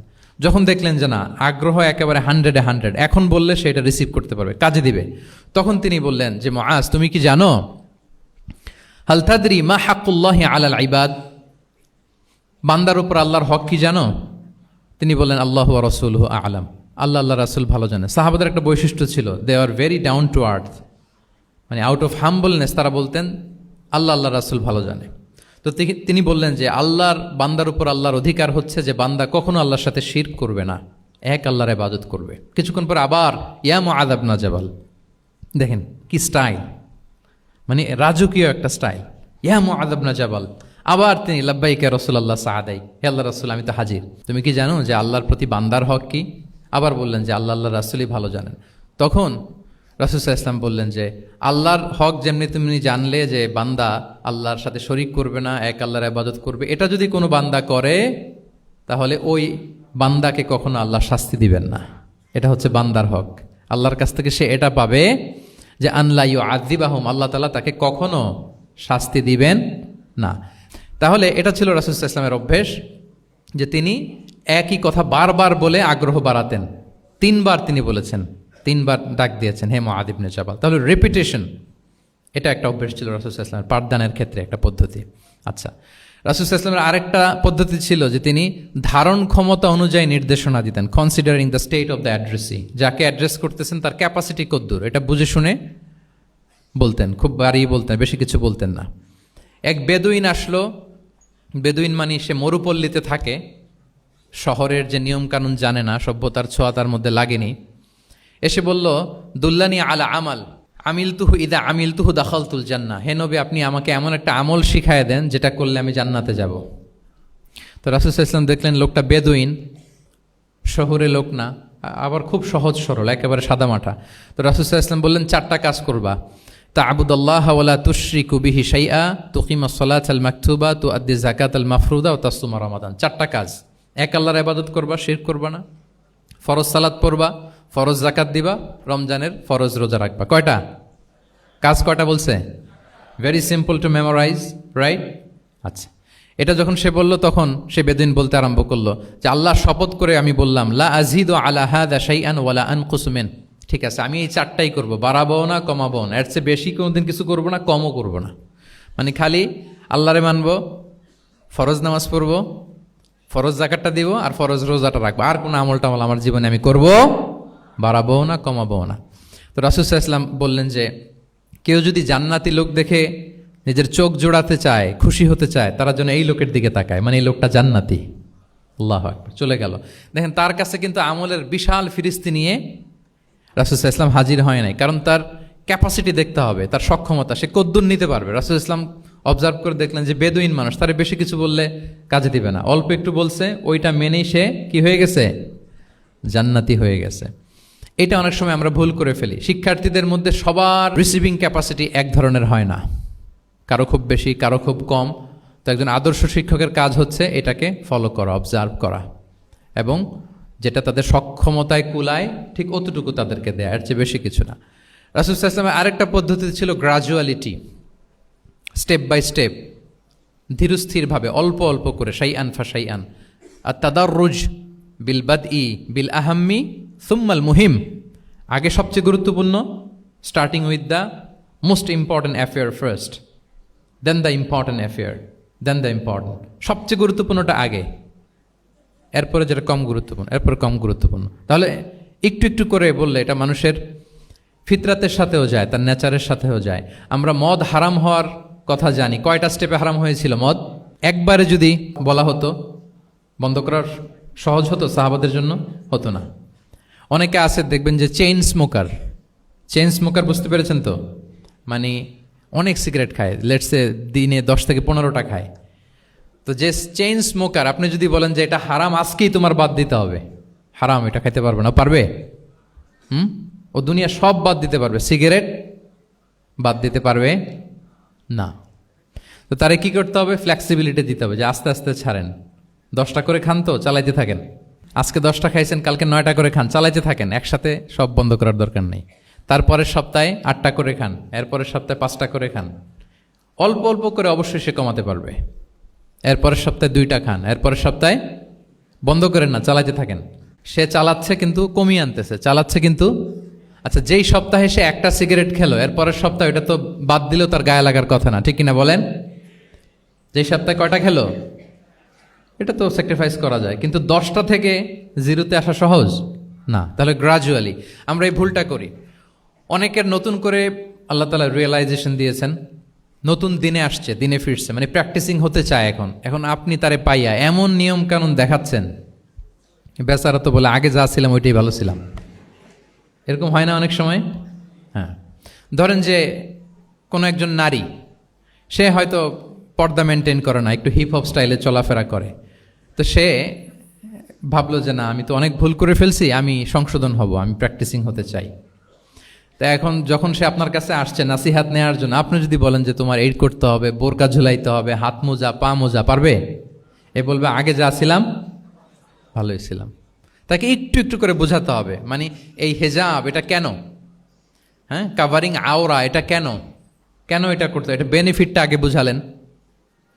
যে Islam consider women as a queen, নারীকে ইসলাম কি হিসেবে কনসিডার করে? রানী হিসেবে। তো রানীর তো একটা ড্রেস কোড থাকবে, স্পেশাল পোশাক থাকবে, এগুলো বুঝাবেন। সে যাতে একটু নিজেকে গুছিয়ে চলে, শুরুর দিকে আপনি এই বার্তা দিতে পারেন যে একটু গুছিয়ে চলতে হবে। এরপর একটু শালীন পোশাকে যেন সে অভ্যস্ত হয়, এটা বললেন। সে যখন শালীন পোশাকে অভ্যস্ত, তারপরে হেজাবের ফজিলত বললেন, সে যেন হেজাব পরে। যখন সে হেজাব পরে, এরপরে তাকে নেকাবের কথা বললেন। এইভাবে আস্তে আস্তে তাকে বোঝাতে হবে। কিন্তু একবারে যদি সব চাপিয়ে দেন, বলেন তো আওয়াজ করে, সে কি ওটা রিসিভ করতে পারবে? কারণ এই যে গ্রাজুয়ালিটি আর তাদাররুজ, এই সিস্টেমটা আপনি ভায়োলেট করেছেন, করেন নাই। মুআয ইবনে জাবাল রাদিয়াল্লাহু তাআলা আনহুকে আল্লাহ রাসূল সাল্লাল্লাহু আলাইহি ওয়াসাল্লাম তিনি ইয়ামানের গভর্নর করে পাঠিয়েছেন। তো পাঠানোর আগে he was explaining a teaching guideline to his fellow সাহাবা। ওনাকে শিখাইতেছেন, তুমি যে যাবা মুআল্লিম হিসেবে, গভর্নর হিসেবে, কিভাবে দাওয়াতটা দিবে আগে শোনো। তিনি মুআয ইবনে জাবালকে বললেন, ইন্নাকা তা'তি কওমান মিন আহলিল কিতাব, হে মুআজ জেনে রাখো, এমন একটা এলাকায় তোমাকে পাঠাচ্ছি, তারা কিন্তু আহলে কিতাব, মানে তারা হচ্ছে Jewish and Christian community, they are not Muslim, তারা কিন্তু ইহুদি খ্রিস্টান ওখানে। সো তুমি কিভাবে দাওয়াত দিবা? ফাদউহুম ইলা শাহাদাতি আন লা ইলাহা ইল্লাল্লাহ আন্না মুহাম্মাদুর রাসূলুল্লাহ, প্রথমে তাওহীদের দাওয়াত দিবা। আওয়াজ করে বলেন, প্রথমে দাওয়াত হবে কিসের? তাওহীদের। ফাইনহুম আতাউ লিযালিক, বাক্যটা খেয়াল করেন, যখন তারা এটা মেনে নিবে, এটাতে অভ্যস্ত, তারপর তুমি দাওয়াত দিবা যে আল্লাহ প্রতিদিন 5 ওয়াক্ত সালাত ফরজ করেছেন। কয় ওয়াক্ত? 5 ওয়াক্ত সালাত। আচ্ছা, ফাইনহুম আতাউ লিযালিক, যখন তারা 5 ওয়াক্তে সালাতে অভ্যস্ত হবে, তখন বলবা যে আল্লাহ তাআলা ধনীদের উপর যাকাত ফরজ করেছেন। ফাইনহুম আতাউ লিযালিক, যখন ওইটা মানবে, এরপরে বলবা রমজানের রোজা ফরজ করেছেন। সুবহানাল্লাহ, সুবহানাল্লাহ, আল্লাহু আকবার। তাহলে ধাপে ধাপে দেখেন, এই যে টিচিং গাইডলাইন তিনি দিচ্ছেন ওনার ফেলো সাহাবাকে, ফেলো ক্যাম্পেনিয়নকে, যে তুমি ইয়ামানে যে একবারে সব বিধান তুমি যা জানো মনে করো না যে সবাই ওইটা মানবে। তারা জুইশ, তারা ক্রিশ্চিয়ান, একটু একটু করে তাদেরকে দাওয়াত দিতে হবে। তাহলে গ্রাজুয়ালিটি, পাঠদান পদ্ধতির একটা অন্যতম বিষয় হচ্ছে কি গ্রাজুয়ালিটি, মানে ধাপে ধাপে ধীরে ধীরে অল্প অল্প করে বোঝানো। আচ্ছা, রাসূল সাল্লাল্লাহু আলাইহি ওয়াসাল্লাম মাঝে মাঝে কোনো কথার গুরুত্ব বোঝানোর জন্য শপথ করতেন, drawing attention by making oath, শপথ করে কথার গুরুত্ব বোঝাতেন। তিনি বলতেন, ওয়াল্লাহি ইন্নী লা আস্তাগফিরুল্লাহ ওয়া আতুবু ইলাইহি ফিল ইয়াউমি আকসারা মিন ৭০ মাররা, আল্লাহর শপথ, আমি নবী প্রতিদিন ৭০ বারেরও বেশি তওবা ইস্তেগফার করি। কয়বারেরও বেশি? ৭০ বার। এই কথাটার তাওবা ইস্তেগফারের গুরুত্ব বোঝাতে যেয়ে তিনি শুরুতে বলেছেন ওয়াল্লাহি, আল্লাহর শপথ। এরকম অনেক হাদিসে পাওয়া যায়, তিনি বলেছেন ওয়াল্লাযী নাফসু মুহাম্মাদিন বিয়াদিহি, ওই সত্তার শপথ যার হাতে মুহাম্মাদের আত্মা। আবার মাঝে মাঝে বলেছেন ওয়াল্লাযী নাফসি বিয়াদিহি, ওই সত্তার শপথ যার হাতে আমার আত্মা। এভাবে বলে তিনি কথা শুরু করেছেন। যখন তিনি এরকম শপথ করতেন তখন কথার গুরুত্ব বোঝা যেত। কি বোঝা যেত? গুরুত্ব বোঝা যেত। তাহলে শপথ করে মাঝে মাঝে তিনি জিনিস বোঝাতেন। আচ্ছা, আমরা আমাদের বিভিন্ন প্রেজেন্টেশন বা লেকচার বোঝানোর জন্য অনেক মিনস ইউজ করি না? আল ওয়াসাইল তা'লিমিয়া, এটাও কিন্তু রাসূল সাল্লাল্লাহু আলাইহি ওয়াসাল্লাম করতেন। আমরা কি কি করি? আমি তো জানি না আপনাদের আইএসসিতে ক্লাসরুমগুলো কেমন, নিশ্চয়ই সেখানে হোয়াইট বোর্ডে তো আছেন। হোয়াইট বোর্ডে কি দিয়ে লেখা হয়? মার্কার। আচ্ছা, প্রেজেন্টেশন স্লাইড মাঝে মাঝে ইউজ করেন না? বা টিচার করে কি না? তো সেটা কীভাবে করে? মাইক্রো প্রজেক্টর দিয়ে করে। এগুলো হচ্ছে আল ওয়াসাইল তা'লিমিয়া। তো রাসূল সাল্লাল্লাহু আলাইহি ওয়াসাল্লামের সময় তো এই স্লাইডও ছিল না, ডিজিটাল বোর্ডও ছিল না, হোয়াইট বোর্ডও ছিল না, হ্যাঁ, মার্কার ছিল না, ওইরকম কিছু ছিল না। তো উনি কি ইউজ করতেন? উনিও চমৎকার চমৎকার কিছু মাধ্যম ইউজ করতেন, আপনারা শুনলে অবাক হবেন। আপনাদের মনোযোগ আছে তো সবার, না? আচ্ছা, আমরা দেখি যে উনি কি কি ইউজ করতেন। উনি অনেক ধরনের ভিজুয়াল ডেমনস্ট্রেশন করতেন। ভিজুয়াল ডেমনস্ট্রেশন মানে যেটা আপনি চোখ দিয়ে দেখে শিখে ফেলবেন, বুঝে যাবেন। হ্যাঁ, visual demonstration. Physical gesture use করে এটা করতেন। ফিজিক্যাল জেস্চার, অঙ্গভঙ্গি, বাংলা কি বলে? অঙ্গভঙ্গি। রাসূল সাল্লাল্লাহু আলাইহি ওয়াসাল্লাম, এটাতে তো আর কিছু আধুনিক বিজ্ঞান আইটি তো লাগতেছে না, কি বলেন? আমার হাত পা দিয়ে আমি একটা কিছু বোঝাচ্ছি। তো রাসূল সাল্লাল্লাহু আলাইহি ওয়াসাল্লাম কিন্তু এটা করতেন। একবার তিনি ইয়াতিমের রক্ষণাবেক্ষণ যারা করে তাদের মর্যাদা কত, ফজিলত কত, এটা বোঝাতে যে একবার তিনি বলতেছেন, আনা ওয়া কাফিলুল ইয়াতিমি ফিল জান্নাতি কাহাতাইন, আমি এবং এতিমের রক্ষণাবেক্ষণকারী জান্নাতে ঠিক এইভাবে থাকবো। এইভাবে থাকবো মানে খুব কাছাকাছি থাকবো। He will be my neighbour, very close neighbour. এবং বোঝাতে যে এই যে উস্তা আর সাব্বাবা, দুই আঙ্গুল এভাবে, এই আঙ্গুল থেকে এই আঙ্গুলের দূরত্ব কতটুকু? 1 মাইল নাকি কত? একেবারে কাছে। এই আঙ্গুল থেকে আঙ্গুলের তেমন কোনো দূরত্বই নাই, মানে খুব কাছে। এটা দিয়ে তিনি বুঝালেন, আমি এবং এতিমের রক্ষণাবেক্ষণকারী ঠিক এভাবে থাকবো যেভাবে এই দুটো আঙ্গুল কাছাকাছি। আল্লাহু আকবার। তাহলে এই যে ফিজিক্যাল জেস্টার ইউজ করলেন কিনা, অঙ্গভঙ্গি, এটাকে বলে ভিজুয়াল ডেমনস্ট্রেশন। কি বলে? Visual demonstration. এবং রিসার্চাররা বলতেছেন যে approximately 80% of human learning comes through the visual demonstration. মানে আইজ দিয়ে, চোখ দিয়ে আমরা আমাদের শেখার 80% শিখে ফেলি। আমাদের শিখনের অলমোস্ট 80% আমরা দেখে দেখে শিখি। তাহলে রাসূল সাল্লাল্লাহু আলাইহি ওয়াসাল্লাম ভিজুয়াল ডেমনস্ট্রেশন করলেন, আনা ওয়া কাফিলুল ইয়াতীমি ফিল জান্নাতি কাহাতাইন। আচ্ছা, আরও দেখি হাদিসে এরকম আরও পাওয়া যায়, আমরা যে মুমিনরা ভাই ভাই, বিভিন্ন হাদিসে বিভিন্ন টেক্সটে রাসূল সাল্লাল্লাহু আলাইহি ওয়াসাল্লাম বলেছেন। এটা ইসলামের একটা খুব মৌলিক কথা, আমরা সবাই জানি না? আমরা সবাই কি এই অডিটোরিয়ামে আমরা যারা বসে আমরা সবাই কি আল মুমিনু আখুল মুসলিম, একে অপরের ভাই। আমাদের মধ্যে আবার আরেকটা সমস্যা আছে, আমরা দেখা যায় যে প্রত্যেকে যেই দল করে ওই দলের এরা ভাই ভাই আর কি, এরকম। এই হাদিসের একটা নিজস্ব অর্থ বলয় আমরা করে নিয়েছি যে ভাই ভাই ঠিক আছে, বাট আমি এই দলের, সো আমরা ভাই ভাই। আচ্ছা, ওরা ওই দল, তো ওরা কি নিজেরা নিজেরা আসলে কি এই ভাই ভাই নাকি না? যারাই কালেমা শাহাদাতে বিশ্বাসী, যারা আমাদের কেবলাকে কেবলা মানে, যারা ঈমান এনেছে, তারা সবাই আমরা কি ভাই ভাই। এই যে আমাদের ভ্রাতৃত্বের বন্ধনটা যে খুব অটুট এবং মজবুত সুদৃঢ়, এটা বোঝানোর জন্য রাসূল ইসলাম একবার বললেন আল মুমিনু লিল মুমিনি কাল বুনিয়ান, মুমিন যে ভাই ভাই, এই ভ্রাতৃত্বের বন্ধন হচ্ছে সুদৃঢ় প্রাচীরের মতো। ইয়াশুদ্দু বা'দুহু বা'দা, one side strengthening the other. একটা বড় প্রাচীর, যেমন এই বিল্ডিংটা যেমনি এই পাশ ওই পাশটাকে মজবুত করে ধরে রেখেছে, ওই পাশ যেমনি এটাকে মজবুত করে ধরে ঠায় দাঁড়িয়ে আছে বছরের পর বছর, যুগের পর যুগ। রাসূল সাল্লাল্লাহু আলাইহি ওয়াসাল্লাম বললেন মুমিন যে ভাই ভাই, তাদের সম্পর্কটা এরকম সুদৃঢ়। কতটা সুদৃঢ় এটা বলতে যে ওয়াশাব্বাকা বাইনা আসাবিহি, তিনি হাতের এই 5 আঙ্গুল, এই 5 আঙ্গুলের ভেতরে ঢুকাই দিলেন। এরকম ধরেন তো একটু সবাই, আচ্ছা ঢুকিয়ে একটু চাপ দেন, এখন ব্যাপারটা অনেক মজবুত হয়ে গেল না? হ্যাঁ, কেউ চাইলে কি সহজে ছোটাতে পারবে না? তাহলে এই যে আরেকটা ভিজুয়াল ডেমনস্ট্রেশন পাইছেন, পেয়েছেন? ফিজিক্যাল জেস্চার, অঙ্গভঙ্গি করে তিনি বুঝাইলেন যে আমাদের ভ্রাতৃত্বটা এইরকম মজবুত, মানে ওনার কাছে যা ছিল ওইটা বুঝাতে যে তিনি এই ফিজিক্যাল জেস্চারটা নিয়েছেন যে মুমিন ভাই ভাই এবং আমাদের ভ্রাতৃত্বের বন্ধনটা ঠিক এরকম মজবুত, লাইক দিস। তাহলে এটাকে বলে ভিজুয়াল ডেমনস্ট্রেশন, যেহেতু এতে করে সাহাবারা সহজে বুঝতো, এটা দিয়ে সহজে বুঝলো। আবার মাঝে মাঝে তিনি ড্রয়িং করেছেন, আমাদের মতো ডিজিটাল সিস্টেমে ড্রয়িং করে না, এখন তো খুব ইজি। তো তিনি কীভাবে ড্রয়িং করেছেন, একবার সাহাবিদেরকে নিয়ে তিনি মরুভূমির মাঝখানে খেজুরের ডাল নিয়ে একটা স্ট্রেট লাইন, সরল রেখা আঁকলেন। খাত্তা লানা রাসূলুল্লাহ সাল্লাল্লাহু আলাইহি ওয়াসাল্লাম খাত্তান, আল্লাহ রাসূল সাল্লাল্লাহু আলাইহি ওয়াসাল্লাম মরুভূমিতে খেজুরের ডাল দিয়ে টেনে একটা স্ট্রেট লাইন, মানে সরল রেখা আঁকলেন। একে বললেন হাযা সাবিলুল্লাহ, এটা হচ্ছে আল্লাহর রাস্তা, মানে সিরাতুম মুস্তাকিম। এরপরে এই স্ট্রেট লাইন সরল রেখার ডানে বায়ে ছোট ছোট অনেকগুলো দাগ কাটলেন খেজুরের ডাল দিয়ে, আর বললেন হাযিহি সুবুলুশ শাইতান, এগুলো হচ্ছে শয়তানের রাস্তা। ফি কুল্লি সাবিলিন শাইতান, এই প্রত্যেকটা রাস্তায় একটা করে শয়তান থাকে, সে তার শয়তানি কাজের হাতছানি তোমাদের দেয়।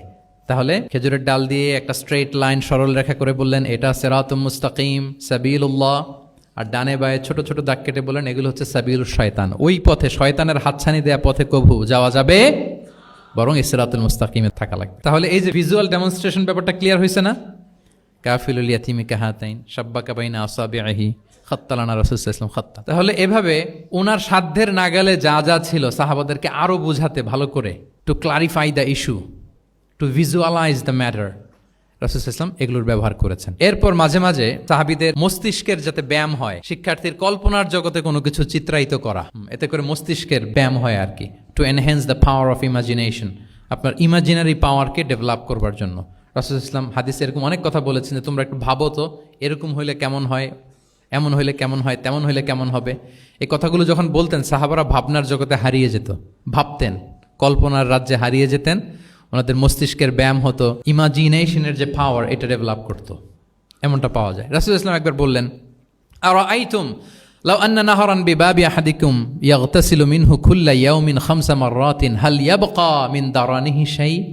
আচ্ছা বলো তো, তোমরা একটু ভাবো তো, কল্পনার রাজ্যে হারিয়ে যাও, ভেবে দেখো তো, ধরো যে তোমার বাড়ির সামনে একটা ঝর্ণাধারা আছে বা একটা চমৎকার লেক আছে যেখানে স্বচ্ছ স্ফটিক পানি, তুমি যদি প্রতিদিন ওই ঝর্ণায় যে বা ওই লেকে নেমে 5 বার গোসল করো, তোমার গায়ে কোনো ময়লা থাকবে? আর সাহাবারা কল্পনা করে বলে না, মনে মনে ভাবতেছে যে গোসল করতেছে, 5 বার গোসল করার পরে আর আমার গায়ে দুর্গন্ধ, ঘামের গন্ধ থাকবে কি করে? না, কোনো ময়লা থাকবে না। সাহাবারা বলল লা ইয়া রাসূলুল্লাহ লা ইয়াবকা মিন দারানিহি শাই।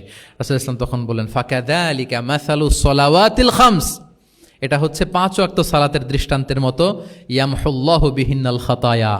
কারো ঘরের সামনে যদি একটা স্বচ্ছ লেক থাকে, পানির ফোয়ারা, সে যদি 5 বার গোসল করে তার গায়ে যেমনি কোনো দুর্গন্ধ, ময়লা, আবর্জনা কিছু থাকে না, কেউ যখন 5 ওয়াক্ত সালাত আদায় করে তখন এই সালাতও তার সব গুনাহগুলোকে ধুয়ে মুছে এরকম পাক পবিত্র সাফ করে দেয়। সুবহানাল্লাহ। বুঝে গেলেন যে সালাওয়াতুল খামস কিভাবে আমাদের পাপ মুছে ক্লিনজিং করে, এটা সাহাবারা ইজিলি বুঝে গেলেন। তাহলে ভেবে দেখো তো, চিন্তা করো তো, এটা বলে বেসিকলি দ্য পাওয়ার অফ ইমাজিনেশনকে রাসূলুল্লাহ ইসলাম ইনহ্যান্স করার চেষ্টা করলেন। এভাবেও সাহাবাদেরকে তিনি মাঝে মাঝে বুঝাতেন। রাসূলুল্লাহ ইসলাম মাঝে মাঝে দেখা যায় যে সহজ করে বুঝাতে যে রূপক অর্থবোধক শব্দের প্রয়োগ করতেন, মাজাজ বা ইস্তেআরা। তো মাজাজ বা ইস্তেআরা মানে হচ্ছে মেটাফোর। কোনো জিনিসকে আরো সহজ করে বোধগম্যময় করতে রাসূলুল্লাহ ইসলাম এই মেটাফোরকে ইউজ করতেন। যেমন রাসূলুল্লাহ ইসলাম নারীদের প্রতি সদয় হওয়ার জন্য পুরুষদেরকে তিনি বলেছেন রিফকান বিল কাওয়ারির, অর্থাৎ কাঁচগুলোর সাথে ভালো আচরণ করো, মানে কাঁচগুলোকে দেখে রেখো। কাঁচের পাত্র দিয়ে তিনি নারীদেরকে, স্ত্রীদেরকে বুঝিয়েছেন রিফকান বিল কাওয়ারির। আচ্ছা বলেন তো, কাচের গ্লাস, প্লেট, তৈজসপত্র এক বাড়ি থেকে যদি আরেক বাড়িতে, লেটসে আপনি বাসা শিফট করবেন, আপনার কাছে অনেক কাচের তৈরি গ্লাস, প্লেট, তৈজসপত্র আছে। চট্টগ্রামের এই থানা থেকে ওই থানায় আপনি বাসা চেঞ্জ করবেন। এগুলো নেওয়ার সময় আপনারা কি করেন বলেন? র্যাপিং করে, এক্সট্রা প্রিকশন নিয়ে খুব সাবধানে এটাকে ধরতে হয়, রাখতে হয়, সেট করতে হয়, নামাতে হয়, ঠিক কিনা বলেন? এটা বোঝাতে যে নারীদের সাথে কোমল আচরণ করো, সদয় আচরণ করো, এটা বোঝাতে যে রাসূলুল্লাহ ইসলাম বলেছেন রিফকান বিল কাওয়ারির। একবার স্ত্রীরা, আমাদের আম্মা জানেরা রাসূলুল্লাহ ইসলামের সাথে সফরে যাচ্ছেন, খুব সম্ভবত হজের সফরে। তো ওনারা যখন পালকিতে চড়বেন, ওখান থেকে হাওদাজে উঠাবেন, খুব দ্রুত তাড়াহুড়ো করে কিছু লোকজন ওই পালকি উঠাচ্ছিল। তখন রাসূলুল্লাহ ইসলাম বললেন, ওয়াই হাক ইয়া আনজাসা সাউকাকা রিফকান বিল কাওয়ারির, খুব সাবধানে নিয়ে যাও, কাজগুলোকে একটু দেখে শুনে নাও, কাচের বোতলগুলো, গ্লাসগুলো দেখে শুনে নাও, মানে স্ত্রীদেরকে একটু দেখে শুনে যত্নের সাথে নিয়ে নাও। তাহলে নারীদেরকে কিসের সাথে তুলনা করেছেন? কাচের গ্লাস, কাচের তৈজসপত্র, কাচের সামগ্রী, যাতে বুঝতে সুবিধা হয়।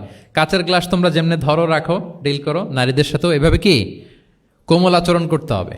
আচ্ছা, আমি শুরুতেই বলেছিলাম যে রাসূলুল্লাহ ইসলামের সাহাবীদেরকে কিছু শেখানো পদ্ধতিটা মেইনলি কি ছিল? কি বেসড? কারো মনে আছে? QnA based, right? এই তো মাশাআল্লাহ, কিউএনএ মানে প্রশ্নোত্তরমূলক। সাহাবারা প্রশ্ন করতো, রাসূলুল্লাহ ইসলাম উত্তর দিতেন। কারণ কোরআনেও আমাদেরকে উৎসাহিত করা হয়েছে, ফাসআলু আহলা যিকরি ইন কুনতুম লা তা'লামুন, যদি না জানো তাহলে আহলু যিকির বা আহলুল ইলমকে জিজ্ঞেস করে জেনে নাও। এবং রাসূলুল্লাহ সাল্লাল্লাহু আলাইহি ওয়াসাল্লাম বলেছেন, ফাইন্নামা শিফাউল আইয়ি আস-সুআলু, অজ্ঞতার চিকিৎসা হচ্ছে প্রশ্ন করা। আপনি জানেন না তো আপনার কাজকে কি করবেন? প্রশ্ন করবেন। আপনার টিচারকে প্রশ্ন করবেন, আপনার শায়েখকে কোশ্চেন করবেন, রিসার্চারকে আপনি বারবার কোশ্চেন করতে হবে। প্রশ্ন মানে তাকে জর্জরিত করতে, যত কোশ্চেন করবেন তত আপনি শিখতে পারবেন, যত কোশ্চেন করবেন তত আপনি শিখতে পারবেন। রাসূলুল্লাহ সাল্লাল্লাহু আলাইহি ওয়াসাল্লাম এই পদ্ধতিটা সবচেয়ে বেশি অবলম্বন করতেন। কিছু নমুনা তো আমরা ইতিমধ্যে দেখেছি। আমরা আরও ভিতরে ঢুকি। রাসূলুল্লাহ সাল্লাল্লাহু আলাইহি ওয়াসাল্লাম মাঝে মাঝে সাহাবাদেরকে প্রশ্ন করতেন, drawing attention of the listener by throwing question. প্রশ্ন ছুড়ে দেওয়ার মাধ্যমে ওনাদের মনোযোগ আছে না নাই এটা দেখতেন। এই যে মাঝে মাঝে আমি আপনাদেরকে জিজ্ঞেস করলে দেখা যায় যে আমি বুঝতে পারি যে আপনারা আমার সাথে আছেন না নাই। আপনাদের মনোযোগ আছে তো? আচ্ছা, ঠিক আছে, প্রশ্ন করবো একটু পরে। পুরো আলোচনা শেষে দিয়ে একটা প্রশ্ন করবো, দেখি কে কতটুকু মনে রাখতে পারলেন। তো রাসূলুল্লাহ সাল্লাল্লাহু আলাইহি ওয়াসাল্লাম একবার প্রশ্ন করলেন সাহাবাদেরকে, তাদের অ্যাটেনশন যাতে গ্রো করে। তিনি বললেন যে ইন্না মিনা শাজারি শাজারাতান লা ইয়াসকুতু ওয়ারাকুহা মাসালুহা ইন্নাহা মাসালুল মুসলিম হাদিসুনি মা হিয়া। তিনি সাহাবাদেরকে বললেন, সাহাবারা, এক ধরনের গাছ আছে যে গাছের পাতা কখনো ঝরে না। কি কখনো ঝরে না? আচ্ছা, এর দৃষ্টান্ত হচ্ছে মুসলিমের দৃষ্টান্তের মতো। হাদিসুনি মা হিয়া, বলো তো এটা কোন গাছ? যখন বলছে কোন গাছ, সাহাবারা চলে গেছে অনেক দূরে। সহজ হলে তার জিজ্ঞেস করবে না, নিশ্চয়ই আনকমন কোনো গাছ। এবার ভাবতেছে, দেখি তো খাইবারে গেছিলাম, খাইবারের আশেপাশে কি গাছ আছে। ওই যে তাবুকে ঘুরে আসলাম, তাবুকের পথিমধ্যে ক্যাকটাস, গুলমলতা, আরবের কি কি গাছ। ঘুরতে ঘুরতে সবাই দেখে না ওগুলোর তো পাতা ঝরে। খুঁজতে খুঁজতে সারা দুনিয়া খুঁজে ফেলতেছে সাহাবারা, কিন্তু ওনাদের নিজেদের জাতীয় গাছ যেটা, ঘরের পিছনে যে গাছের সারি সারি, যেই গাছের ফল খেয়ে ওনারা জীবন ধারণ করেন, যেটা ওনাদের সমাজ, রীতি, ঐতিহ্য, ট্র্যাডিশনের সাথে জড়িত, ওই গাছের নামে ভুলে গেছে, ওইটা মনে করতে পারতেছে। সবাই দূরে চলে গেছে। হাদিসে এসেছে ফাওয়াকা আন্না সুফি শাজারিল বাওয়াদি, দূর দূরান্তের গাছ নিয়ে ভাবতেছে, ভেবে ভেবে হয়রান, কেউ বলতে পারে না। তখন বাধ্য হয়ে রাসূলুল্লাহ সাল্লাল্লাহু আলাইহি ওয়াসাল্লাম কে বলল, ইয়া রাসূলুল্লাহ, আপনি একটু আমাদেরকে বলে দেন যে ইয়া রাসূলুল্লাহ হাদিসনা মা হিয়া, এটা কোন গাছ? তখন রাসূলুল্লাহ সাল্লাল্লাহু আলাইহি ওয়াসাল্লাম বললেন, ইন্নাহা আন-নাখলা, খেজুর গাছ। খেজুর গাছের পাতা পড়ে না, ডাল টেনেও ছিঁড়া যায় না, খুব কষ্ট। তো এটার দৃষ্টান্ত মুসলিমের দৃষ্টান্তের ন্যায়। তাহলে কোনো সাহাবারা পারলেন না। পরবর্তীতে হাদিসের যিনি বর্ণনাকারী আব্দুল্লাহ ইবনে ওমর তখন ছোট ছিলেন। বাড়িতে যাওয়ার পথে ওমর রাদিয়াল্লাহু তাআলা আনহুকে বলতেছেন যে, বাবা, আব্বা, এটা যে খেজুর গাছ আমার কিন্তু মাথায় আসছিল। তোমারে ফারুক বলেন, বলো কি, তোমার মাথায় আসছিল, তুমি বললে না কেন? তো উনি বলে নাই কারণ সিনিয়র সাহাবারা পারতেছে না, বাপ চাচারা কেউ পারে না, আমি ছোট মানুষ বইলে আবার কোন বিপদে পড়ি, বিনয়ী মানুষ, উনি আর বলেন নাই, লাজুকতাও কাজ করতেছিল। তোমারে ফারুক বললেন, যদি আজকে তুমি এটার উত্তর নবীর সামনে দিতে পারতা, আমার বুকটা এত বড় হয়ে যেত নবীর সামনে। লাল কপাল বিশিষ্ট উঁট পেলে আরবরা যত খুশি হয়, আজকে আমি তার চেয়েও বেশি খুশি হয়ে যেতাম। তাহলে ওমরে ফারুক রাদিয়াল্লাহু তাআলা আনহু, ওনার ছেলে আব্দুল্লাহ ইবনে ওমর, উনি এটার উত্তর ধরতে পারছেন, কিন্তু উনি বলেন নাই। তাহলে দেখেন রাসূল সাল্লাল্লাহু আলাইহি ওয়াসাল্লাম এরকম কোশ্চেন করতেন, কোশ্চেন করে তারপরে উত্তরটা বলতেন, এতে আর মানুষ ভুলে না। বাংলা একটা কথা আছে যে, শিখেছ কোথায়, ঠেকেছি যেথায়। জিজ্ঞেস করছে, পারি না, মনে আসে না, হঠাৎ করে যখন উত্তরটা বলে, এইটা যেরকম মনে থাকে আজীবন, অন্য কিছু থাকবে না। একটু যদি ঠেকে ঠেকে পারতেছি না, বুঝতেছি না, এরপর যখন বুঝায় দেওয়া হয়, ভালো করে শিখে নেই, এইটা আজীবন মনে থাকে ব্রেইনে। এই পদ্ধতিটা রাসূল সাল্লাল্লাহু আলাইহি ওয়াসাল্লাম অবলম্বন করতেন। প্রশ্ন করে অপারক করে দিতেন, কেউ পারে না, এরপর রাসূল সাল্লাল্লাহু আলাইহি ওয়াসাল্লাম বুঝিয়ে বলতেন, সবার একেবারে ব্রেইনের মধ্যে, মস্তিষ্কে এটা গেঁথে যেত। তাহলে প্রশ্ন ছুটতেন। আচ্ছা, এরকম অনেক হাদিস আপনারা পাবেন রাসূল সাল্লাল্লাহু আলাইহি ওয়াসাল্লাম প্রশ্ন করে তারপরে উত্তর দিয়েছেন। আতাদরুনা মাল গীবা, তোমরা কি জানো গীবত কি? সাহাবারা বলে, আল্লাহ আল্লাহ রাসূল ভালো জানেন। যিকরাকা আখাকা বিমা ইয়াকরা, বলে দিলেন। আতাদরুনা মানিল মুফলিস, তোমরা কি জানো মুফলিস কে? এইভাবে প্রশ্ন করতে করতে সাহাবাদেরকে শিখাতেন। আচ্ছা, আল্লাহ রাসূল সাল্লাল্লাহু আলাইহি ওয়াসাল্লামের আরেকটা অভ্যেস ছিল প্রশ্নের পিঠে প্রশ্ন ছুড়ে দেওয়া। মানে কোনো সাহাবী যদি প্রশ্ন করতো, রাসূল সাল্লাল্লাহু আলাইহি ওয়াসাল্লাম তো উত্তর দিয়ে জানিয়ে দিতেন। মাঝে মাঝে জানিয়ে না দিয়ে প্রশ্নের পিঠে আবার উনি কি করতেন? প্রশ্ন ছুড়ে দিতেন। এটাও পাওয়া যায়। আচ্ছা, এক সাহাবী এসে বলল, ইয়া রাসূলুল্লাহ মাতা সাআ, হে নবী, কিয়ামত কখন হবে? রাসূল সাল্লাল্লাহু আলাইহি ওয়াসাল্লাম কখন হবে উত্তর না দিয়ে প্রশ্ন করলেন, ওয়া মাযা আ'দাত্তা লাহা, কিয়ামতের তোমার কি প্রিপারেশন, আগে ওইটা বলো। কিয়ামত কবে হবে জানার জন্য এত ব্যতিব্যস্ত, আগে বলো হোয়াটস ইউর প্রিপারেশন ফর কিয়ামা, তোমার কি প্রস্তুতি? তাইলে আরেকটা প্রশ্ন। প্রশ্নের বিপরীতে উনি উত্তর না দিয়ে উনি আবার কি করলেন? সবাই বলুন তো, উনি আবার কি করলেন? উনি নিজে আবার প্রশ্ন করলেন। তুমি জিজ্ঞেস করলে কিয়ামত কবে, তুমি বলো কিয়ামতের প্রিপারেশন কি নিছো বলো। তো সে বলে যে, লা শাই ইয়া রাসূলুল্লাহ, আমার কোনো প্রিপারেশন নাই, ইল্লা আন্নী উহিব্বুল্লাহ ওয়া রাসূলা, শুধু একটা জিনিসই আছে যে আমি আল্লাহ এবং আল্লাহর রাসূলকে ভালোবাসি। রাসূল সাল্লাল্লাহু আলাইহি ওয়াসাল্লাম বললেন, আনতা মা আমান আহবাবতা, তুমি যাদেরকে ভালোবাসো তাদের সাথেই জান্নাতে থাকবে। আল্লাহ আল্লাহ রাসূলকে ভালোবাসো, তাদের সাথে তুমি কই থাকবে? জান্নাতে থাকবে। তাহলে প্রশ্নের পিঠে প্রশ্ন ছুড়ে দেওয়া। এরপর একই প্রশ্নের জবাবে ভিন্ন ভিন্ন জনকে ভিন্ন ভিন্ন উত্তর দিয়েছেন রাসূল সাল্লাল্লাহু আলাইহি ওয়াসাল্লাম। এটাকে এডুকেশনের ভাষায় বলে পার্সোনালাইজেশন। কি বলে? মানে যার যেটা লাগবে। শিক্ষক ভালো বুঝে, কয়েকটা ক্লাস নিলে উনি বুঝে ফেলে যে কার রিসিভিং ক্যাপাসিটি কতদূর, কার কোনটাতে ঘাটতি, কার কোনটাতে সমস্যা। একজন আদর্শ শিক্ষক, একজন চৌকস শিক্ষক, তিনি খুব সহজে এটা ধরে ফেলেন। তো রাসূল সাল্লাল্লাহু আলাইহি ওয়াসাল্লাম he was a very good observer. তিনি বুঝে ফেলতেন যে কার কোনটায় ঘাটতি, ফলে একই প্রশ্নের উত্তর উনি এক একজনকে এক একভাবে দিতেন। কেন? Based on the need of the addressee, যার যেটা দরকার ওইটার উপর গুরুত্ব আরোপ করে, যার যেটাতে ঘাটতি আছে সেটাতে গুরুত্ব আরোপ করে তিনি এক একজনকে কি করতেন? এক এক রকম উত্তর। অনেক সাহাবারা এরকম প্রশ্ন করেছেন যে, আইয়ুল আ'মালি আফদাল ইয়া রাসূলুল্লাহ, সবচেয়ে শ্রেষ্ঠ আমল কোনটা? তিনি এক একজনকে এক একটা বলেছেন। কখনো বলেছেন যে আল্লাহর উপর ঈমান আনা, আল ঈমানু বিল্লাহি ওয়াহদা। কাউকে বলেছেন যে আল জিহাদ ফি সাবিলিল্লাহ, কাউকে বলেছেন আস-সালাতু ফি ওয়াক্তিহা, অন টাইমে সালাত পড়া। তার মানে যার যেটাতে ঘাটতি ছিল। কাউকে বলেছেন বিররুল ওয়ালিদাইন, কারণ তিনি দেখেছেন তার সাথে তার মা বাবার সম্পর্কে একটু ঘাটতি আছে, তারা এটা বলি, কারণ সবগুলোই ভালো কাজ, সবগুলোই কি ভালো কাজ। তাহলে যার যেটাতে ঘাটতি আছে সেটাতে গুরুত্ব আরোপ করা, এটা রাসূল সাল্লাল্লাহু আলাইহি ওয়াসাল্লাম করেছেন। মাঝে মাঝে রাসূল সাল্লাল্লাহু আলাইহি ওয়াসাল্লাম সাহাবীদেরকে, মানে শিক্ষার্থীদেরকে উত্তর জানার জন্য ব্যাপকভাবে আগ্রহী করে তুলতেন। হ্যাঁ, এটা আরবিতে বলে তাশওয়ীকুস সামিঈন ইলা মা'রিফাতিল জাওয়াব, উত্তর শোনানোর জন্য আগ্রহী করে তোলা। সেক্ষেত্রে মাঝে মাঝে তিনি একটা দুটো শব্দ ইউজ করতেন। কিরকম? যেমন আওয়ালা আদুল্লুকুম, অথবা আলা উখবিরুকুম, আমি কি তোমাদের বলবো না? এটা বললে সাহাবারা বলতেন, বলেন বলেন ইয়া রাসূলুল্লাহ, অবশ্যই বলবেন, বালা ইয়া রাসূলুল্লাহ। আওয়ালা উখবিরুকুম, আমি কি তোমাদের জানিয়ে দিব না? সাহাবারা বলতেন, ইয়া রাসূলুল্লাহ, অবশ্যই আপনি আমাদের জানিয়ে দিবেন। যেমন তিনি বললেন যে কেউ জান্নাতে যাবে না মুমিন হওয়া ছাড়া, কেউ ইমানদার হতে পারবে না যতক্ষণ না একে অপরকে তোমরা ভালো না বাসো। তাহলে তো এটা গুরুত্বপূর্ণ বিষয়। একে অপরকে ভালো না বাসলে নাকি মুমিনই হওয়া যাবে না, আর মুমিন না হলে তো জান্নাতেই যাওয়া যাবে না। তখন রাসূল ইসলাম বললেন, আওয়ালা আদুল্লুকুম আলা শাইইন ইযা ফাআলতুমুহু তাহাবাবতুম, আমি কি তোমাদেরকে বলবো না এমন একটা আমলের কথা যেটা করলে তোমাদের পারস্পরিক হৃদ্যতা বাড়বে, ভালোবাসা বাড়বে? তখন তিনি বললেন, সেটা কি? আফশুস সালাম বাইনাকুম, তোমাদের মাঝে ব্যাপক সালামের প্রসারণ করো, সালামের প্রসার করো, একে অপরকে বেশি বেশি সালাম দাও। ব্যাপারটাকে এইভাবে প্রেজেন্ট না করে উনি যদি বলতেন সাহাবারা বেশি বেশি সালাম দিও, এটা সওয়াবের কাজ অনেক।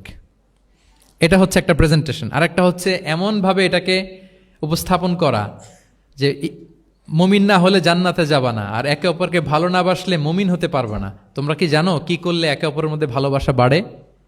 এরপর রাসূলুল্লাহ সাল্লাল্লাহু আলাইহি ওয়াসাল্লাম বলতেন যে সালাম দেওয়ার মাধ্যমে ভালোবাসা বাড়বে। একবার রাসূলুল্লাহ সাল্লাল্লাহু আলাইহি ওয়াসাল্লাম বললেন, আলা উখবিরুকুম বিআফদালা মিন দারাজাতিস সিয়ামি ওয়াস সালাতি ওয়াস সাদাকা, আমি কি তোমাদের জানাবো না যে নামাজ, রোজা, সাদাকার চেয়েও বেশি ফজিলতের একটা আমল আছে, সেটা কি আমি কি তোমাদের জানাবো না? সাহাবারা বললেন, ক্বালু বালা ইয়া রাসূলুল্লাহ, হে আল্লাহর রাসূল অবশ্যই জানাবেন, অবশ্যই জানাবেন। কারণ নামাজের চেয়েও বেশি গুরুত্বপূর্ণ, সাদাকার চেয়েও বেশি গুরুত্বপূর্ণ, সিয়ামের চাইতেও বেশি গুরুত্বপূর্ণ আমল, সেটা কি? তখন রাসূল সাল্লাল্লাহু আলাইহি ওয়াসাল্লাম বললেন, সেটা হচ্ছে ইসলাহু যাতিল বাইন, বিবাদমান দুই গ্রুপকে মিলিয়ে দেয়া, বিবাদমান দুই ব্যক্তিকে মিলিয়ে দেয়া।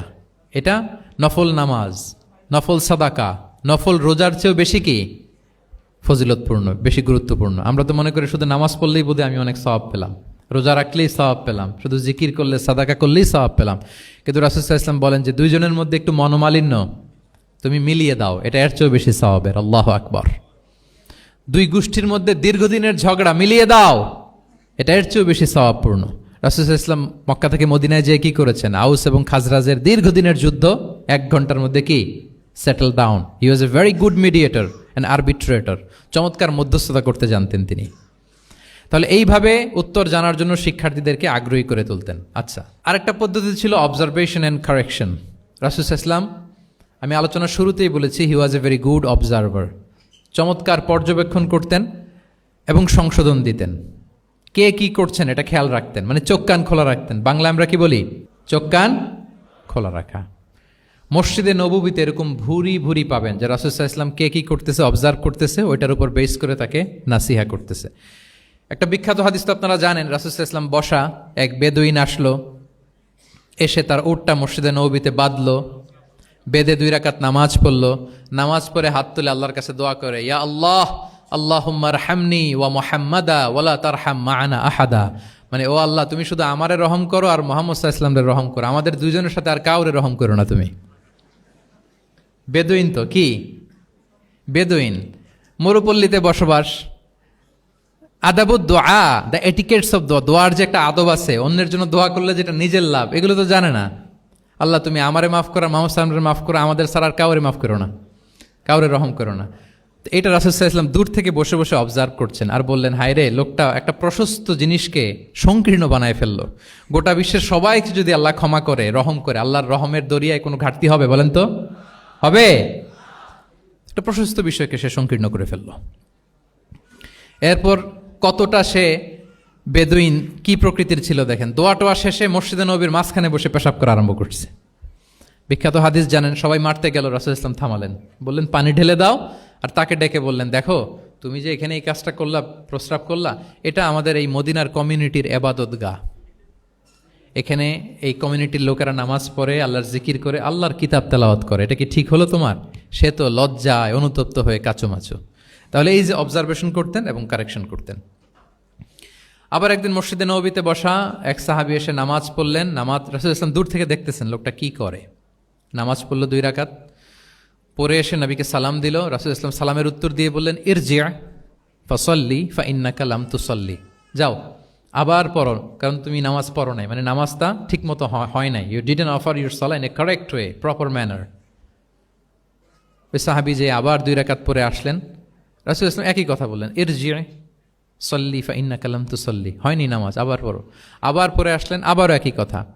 এখন 3 বার পড়ার পরেও যখন হয় না, বেচারা ভাবলেন আবার যে বললে তো একই হবে, আমি তো এটাই জানি। তিনি বললেন, মা উহসিনু গায়রাহ, ইয়া রাসূল এর চেয়ে ভালো আমি আর পারি না, ফাআল্লিমনি ইয়া রাসূলুল্লাহ, হে নবী আমাকে একটু শিখিয়ে দেন কিভাবে পড়ব।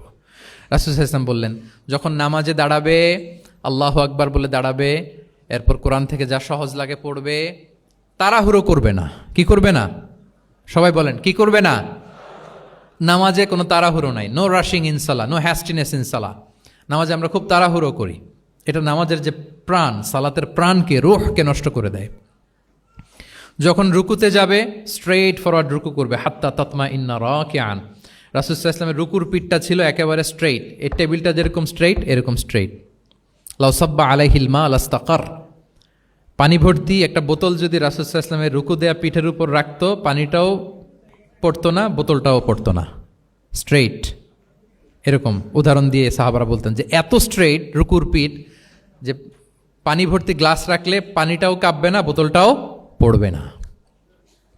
রাসূল সাল্লাল্লাহু আলাইহি ওয়াসাল্লাম বলতেন সবচেয়ে বড় চোর যারা নামাজে চুরি করে। সাহাবারা বললেন এটা আবার কিভাবে? তিনি বললেন লা ইউতিম্মু রুকুআহু ওয়া সুজুদাহ, তারা নামাজের চোর যারা রুকু সেজদা ঠিক মতো করে না। তো বললেন যে রুকু থেকে আবার স্ট্রেট হয়ে দাঁড়াবে, যখন সিজদায় যাবে ইতমিনানের সাথে, উইথ রিল্যাক্সেশন। নামাজের মধ্যে কি থাকবে? রিল্যাক্সেশন থাকবে। যখন বললেন যে এই এক রাকাত যেমনি তোমাকে শিখালাম সব নামাজ তুমি এইভাবে পড়বা, উইথ রিল্যাক্সেশন, নো রাশিং, তখন সাহাবী শিখে গেলেন। তাহলে এই যে অবজারভেশন অ্যান্ড কারেকশন, দেখতেন হোয়াটস গোয়িং অন অ্যারাউন্ড, কি হচ্ছে, ভুল হলেই শুধরে দিতেন। হজের দিন উনি ওটের সামনে বসা, পেছনে ফদল ইবনে আব্বাস রাদিয়াল্লাহু তাআলা আনহু, আব্দুল্লাহ ইবনে আব্বাসের ভাই, রাসূল সাল্লাল্লাহু আলাইহি ওয়াসাল্লামের কাজিন, রাসূল সাল্লাল্লাহু আলাইহি ওয়াসাল্লামের কি কাজিন। তো রাসূল সাল্লাল্লাহু আলাইহি ওয়াসাল্লাম বিভিন্ন মাসআলার উত্তর দিচ্ছেন। কি করতেছেন? মাসআলার উত্তর দিচ্ছেন। রাসূল সাল্লাল্লাহু আলাইহি ওয়াসাল্লাম হজ করেছিলেন কয়টা বলেন তো দেখি, কে জানে? হ্যাঁ, মাত্র একটা করছে। ঠিকঠাক আছে তো উত্তর? সবাই বলেন কয়টা হজ করেছিলেন? হ্যাঁ, আসলে রাসূল সাল্লাল্লাহু আলাইহি ওয়াসাল্লাম কেবলমাত্র জীবনে কয়টা হজ করেছেন? একটা হজ করেছেন, 4টা উমরা করেছেন। আচ্ছা, এবার যেহেতু একটা হজ করেছেন, মানুষের অনেক ভুল হয়ে যাওয়া তো খুব স্বাভাবিক, কি বলেন? স্বাভাবিক না? স্বাভাবিক। ফলে 10 জিল হজ, যেটা ভেরি হ্যাকটিক ডে, একদিনে অনেক কাজ করতে হয়, 5টা কাজ। জামরায় স্টোনিং করতে হয়, পাথর মারো, স্লটার করো, প্রাণী জবাই করো, মাথার চুল ফেলে দাও, আবার চলে যায় মক্কায়, ফরজ তাওয়াফ করো, সাই করো, ফিরে আসো। তো এই যে 5টার সিকোয়েন্স অনেকে রাখতে পারে না, ভুল করে ফেলে। এখন 1400 বছর পরে মুআল্লিমরা এত তালিমের পরেও আমরা ভুল করে ফেলি। তাহলে ওই সময় কি হয়েছিল বলেন? এটা ছিল প্রথম হজ। তো রাসূল সাল্লাল্লাহু আলাইহি ওয়াসাল্লাম জানেন আজকে তো অনেক ভুল করবে, তিনি আকাবা, মিনার পাশে আকাবার এখানে হেল্পলাইন সার্ভিস চালু করছেন, মানে নিজে দাঁড়ায় আছেন, দেখি কার কি ভুল হয় জিজ্ঞেস করলে মাসালা বলে দেব। সুবহানাল্লাহ। তো এসে একজন বলে যে ইয়া রাসূলুল্লাহ, আমি তো ওই আগে কুরবানি পরে চুল কাটা, আমি আগে চুল কেটে ফেলছি। রাসূল সাল্লাল্লাহু আলাইহি ওয়াসাল্লাম বলে ইফআল ওয়ালা হারাজ, ওকে কোনো সমস্যা নেই, যাও। আরেকজন এসে বলে আমি তো আগে এটা করছি। ওই দিন যাই নবীকে জিজ্ঞেস করা হয়েছে, নবী সাল্লাল্লাহু আলাইহি ওয়াসাল্লাম ফ্লেক্সিবিলিটি দিয়ে দিয়েছেন, বলে করো, অসুবিধা নাই। তো ওই যে দাঁড়িয়ে তিনি মাসালা বলতেছেন, পেছনে ছিল ফদল ইবনে আব্বাস, ছোট ছোট সাহাবী, তরুণ। তো খাসাআম গোত্রের এক নারী আসছিল একটা মাসালা জিজ্ঞেস করতে, and she was a very beautiful lady, বেশ সুন্দরী ছিল। তো এসে রাসূল সাল্লাল্লাহু আলাইহি ওয়াসাল্লামকে যখন প্রশ্ন করতেছে, ফদল ইবনে আব্বাস ওই নারীর দিকে তাকায় আছে, এবং ওই নারীও ফদল ইবনে আব্বাসের দিকে তাকায় আছে। রাসূল সাল্লাল্লাহু আলাইহি ওয়াসাল্লাম উত্তরও দিচ্ছেন, আবার খেয়াল করতেছেন যে চোখাচোখি হয়ে যাচ্ছে।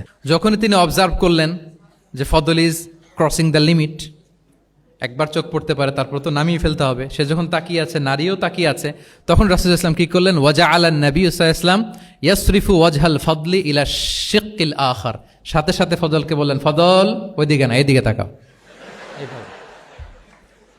এটা সরাসরি হাদিসের অনুবাদ করে শোনাচ্ছি, আমার পক্ষ থেকে না, এবং বুখারীর হাদিস। ফাজআলা ইয়াসরিফু ওয়াজহাল ফদলি, ফদল ইবনে আব্বাসের চেহারাটা রাসূল সাল্লাল্লাহু আলাইহি ওয়াসাল্লাম ঘুরিয়ে ফেললেন যে ফদল ওইদিকে তাকানো যাবে না, এদিকে তাকাও। ফদল রাদিয়াল্লাহু তাআলা আনহু নিজেকে সামলে নিলেন। এই যে this is the point, observation. এটা কি বলে? Observation and correction. রাসূল সাল্লাল্লাহু আলাইহি ওয়াসাল্লাম he was a very good observer, what's going on around, কি চলতেছে সব দিকে চোখ কান খোলা। বাংলায় কি বলে? বাংলায় বললে বুঝবেন ভালো, চোখ কান খোলা রাখতে হবে। তো রাসূল সাল্লাল্লাহু আলাইহি ওয়াসাল্লাম খেয়াল করলেন এবং ওনার চেহারা ঘুরিয়ে দিলেন। এভাবে তিনি কেউ ভুল করলে শুধরে দিতেন। এবং শুধরে দেওয়ার আরেকটা নিয়ম রাসূল সাল্লাল্লাহু আলাইহি ওয়াসাল্লাম, আল্লাহু আকবার, অনেক পয়েন্টস এখানে, যে কিভাবে তিনি অন্যের ভুল শুধরাতেন। কিভাবে ভুল শুধরাতেন? আমরা কিভাবে ভুল শুধরাই? বাংলাদেশের যে টেন্ডেন্সি, কেউ ভুল করলে আর মাইক্রোফোন যদি পাই যে মাহফিলে, এইবার তো পাইছি ওই বেটারে, ও কাফের, ওর দাদা কাফের, ওর 14 গোষ্ঠী কাফের, ও মারা যাওয়ার পরে যেখানে কবর দিবে ওই কবরের উপর যে ঘাস উঠবে, ওই ঘাস যে গরু খাবে, ওই গরুর দুধ যে খাবে ও কাফের। আমি জাস্ট সিনারিওটা আপনাদের সাথে শেয়ার করি যে নিয়ম হচ্ছে কি। লেটস সে আমার একজন কো স্পিকার কোনো কিছু একটা ভুল করে ফেলছে, তার জানা নাও থাকতে পারে, আবার আমারও একটা জিনিস জানা নাও থাকতে পারে, কেউ ভুল করলে শুধরানোর নিয়ম হচ্ছে সে যে ভুলটা করলো এটা যে ভুল এটা জানানো, যে অনেকে এরকম এরকম বলে আসলে এটা ঠিক না, বরং ঠিক হচ্ছে এটা এবং এর পক্ষে দলিল হচ্ছে এটা, জাস্ট এটা বলে দেওয়া। এটা যদি বলে দেয় তাহলে কি হবে, যখন ওই যে ভুল করছে সে যখন শুনবে, তার নাম তো আর বলা হয় নাই, সে তো বুঝে যাবে এটা তো আমি ভুলটা করছি, ফলে আমি শুধরে গেলাম, ওই লোক শুধরে যাবে, আর বাকি যারা লিসেনার শ্রোতা তারা সবাই সতর্ক হয়ে যাবে। তাইলে যেটা উদ্দেশ্য ছিল কাউকে শুধরানো, ওটা হয়ে গেছে না? কারো নাম নেওয়া প্রয়োজন হয়েছে? বলেন তো। রাসূল সাল্লাল্লাহু আলাইহি ওয়াসাল্লাম যখন কাউকে কারেক্ট করতেন তখন কখনো কারো নাম ধরে শুধরাতেন না, কারেক্ট করতেন না। আল্লাহু আকবার। নাম ধরে শুধরাতেন না, পাছে না সে লজ্জা পেয়ে যায়, পাছে না সে বিব্রত হয় মানুষের সামনে। সুবহানাল্লাহ। অন্যের রাইটস, অন্যের ব্যক্তিত্বের ব্যাপারে কতটা মর্যাদাশীল ছিলেন। কারণ কারো নাম ধরে তো আমার শুধরানোর দরকার নেই, এটা যে ভুল সোসাইটিকে এটা জানালেই হবে। তাহলে যে ভুল করছে সে শুধরে গেল, বাকিরা সতর্ক হয়ে গেল, ঠিক না? আচ্ছা, 3 সাহাবী মিলে একবার ভাবলো রাসূল সাল্লাল্লাহু আলাইহি ওয়াসাল্লাম বাড়িতে কি কি আমল করে, আমরা একটু আম্মাজানদের জিজ্ঞেস করি, তাহলে আমরাও আমাদের আমল একটু বাড়াবো। যে জিজ্ঞেস করলো যে আম্মাজানরা একটু বলেন তো উনি বাসায় কি কি ইবাদত করে, কতটুকু কোরআন পড়ে, তাহাজ্জুদ কেমনে পড়ে। আম্মাজানরা বর্ণনা দিলেন। বর্ণনা শোনার পরে কান্নাহুম তাকাল্লুহা, ওনাদের কাছে একটু কম মনে হইলো, মানে অনেক এক্সপেকটেশন নিয়ে আসছিল। তারা ভাবছিল মানে রাতে ঘুমাই না, সারা রাত তাহাজ্জুদ আর কান্নাকাটি করে রাসূল সাল্লাল্লাহু আলাইহি ওয়াসাল্লাম কাটায় দেয়, তাদের এরকম একটা ধারণা ছিল। কিন্তু এসে শুনে যে না, আসার পরে নাকি ঘুমোতে যায়, অনেকক্ষণ ঘুমিয়ে সেই মাঝরাতে নাকি ওঠে। যা যা বর্ণনা শুনলো কান্নাহুম তাকাল্লুহা, এদের কাছে একটু কম মনে হলো। তো একজন বলতেছে আরে কম না, আইনা নাহনু মিন রাসূলিল্লাহ, কোথায় আল্লাহ রাসূল আর কোথায় আমরা। গফির লাহু মা তাকাদ্দামা মিন যামবিহি ওয়া মা তাআখার, ওনার তো আগের পরের সব গুনাহই মাফ। আদতে তো গুনাহই নাই, নবীরা তো মাসুম। তো ওনার সাথে কি আমাদের তুলনা, আমাদের এত কম করলে হবে না, তো কি করতে হবে? একজন বলে যে আজকে থেকে আমি আর ঘুমাবোই না সারা রাত তাহাজ্জুদ পড়বো। আচ্ছা, আরেকজন বলে আমি আর না খেয়ে মানে রোজা ছাড়া থাকবো না, আমি সাওমে ভিসাল করব, সারা বছর রোজা রাখবো, যা করে আল্লাহ, রোজা থামাবো না, আমি রেগুলার রোজা রেখেই যাব। আচ্ছা, আরেকজন বলে আমি আর আমার স্ত্রীদের কাছেই যাব না, আমি সন্ন্যাসী জীবন নিয়ে নিলাম, আমি সন্ন্যাসী থাকবো, স্ত্রীদের সাথে মেলামেশাতে এই আমি যাব না, আমি এটা থেকে বিরত থাকবো। এই কথা যখন রাসূল সাল্লাল্লাহু আলাইহি ওয়াসাল্লামের কানে গেল, রাসূল সাল্লাল্লাহু আলাইহি ওয়াসাল্লাম রেগে গেলেন। রেগে গিয়ে সাহাবীদেরকে জড়ো করলেন। জড়ো করে তিনি বলতে আরম্ভ করলেন, আনতুমুল্লাযীনা কুলতুম কাযা ওয়া কাযা, আচ্ছা তোমাদের মধ্যে কে কে নাকি এরকম এরকম বলছে। সুবহানাল্লাহ। তিনি বলতে পারতেন এই আব্দুল্লাহ স্ট্যান্ড আপ, দাঁড়াও, আব্দুর রহিম দাঁড়াও, এই আব্দুল সাত্তার তুমি নাকি বলছো যে সারা রাত, এটা একটা কথা বললা তুমি নাকি বলছো যে সারা বছর রোজা, এটা তুমি কি কথা বলতো, ভুল কাজ করছো, এটাও জানো না তুমি নাকি বলছো স্ত্রীদের সাথে মিশবা না। এরকম যদি Abdullah, Abdur Rahman, just for example, এইভাবে দাঁড় করিয়ে যদি নাম ধরে ধরে বলতেন, ওনারা সাহাবীদের সামনে লজ্জিত হতেন না? না। আনতুমুল্লাযীনা কুলতুম কাযা ওয়া কাযা, এটাই রাসূল সাল্লাল্লাহু আলাইহি ওয়াসাল্লামের কাউকে কারেক্ট করার, তাসহিহ করার অভ্যেস ছিল। মা বালু আকওয়ামিন ইয়াকুলুনা কাযা ওয়া কাযা, মাঝে মাঝে বলতেন মা বালু আকওয়ামিন ইয়াফআলুনা কাযা ওয়া কাযা, তোমাদের মধ্যে কেউ কেউ নাকি এমনটা বলে, তোমাদের মধ্যে কেউ কেউ নাকি এমনটা করে।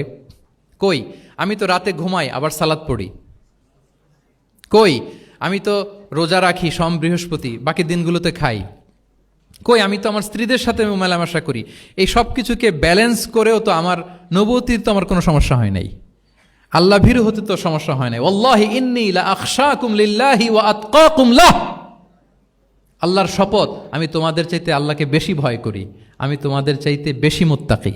তারপরেও এরকম ব্যালেন্সড লাইফ লিড করাতে আমার তো কোনো সমস্যা হয় নাই, তোমাদের কেন সমস্যা হলো, তোমরা এটা কোথায় পেলে? ফামান রাগিবা আন সুন্নতি ফালাইসা মিন্নি, জেনে রাখো আমি যে স্ট্যান্ডার্ড ঠিক করে দিয়েছি এটাই সর্বশ্রেষ্ঠ ইবাদত, এর বাইরে যে কেউ যদি কিছু করে আমার সুন্নতের বাইরে, সে আমার দলভুক্ত হতে পারবে।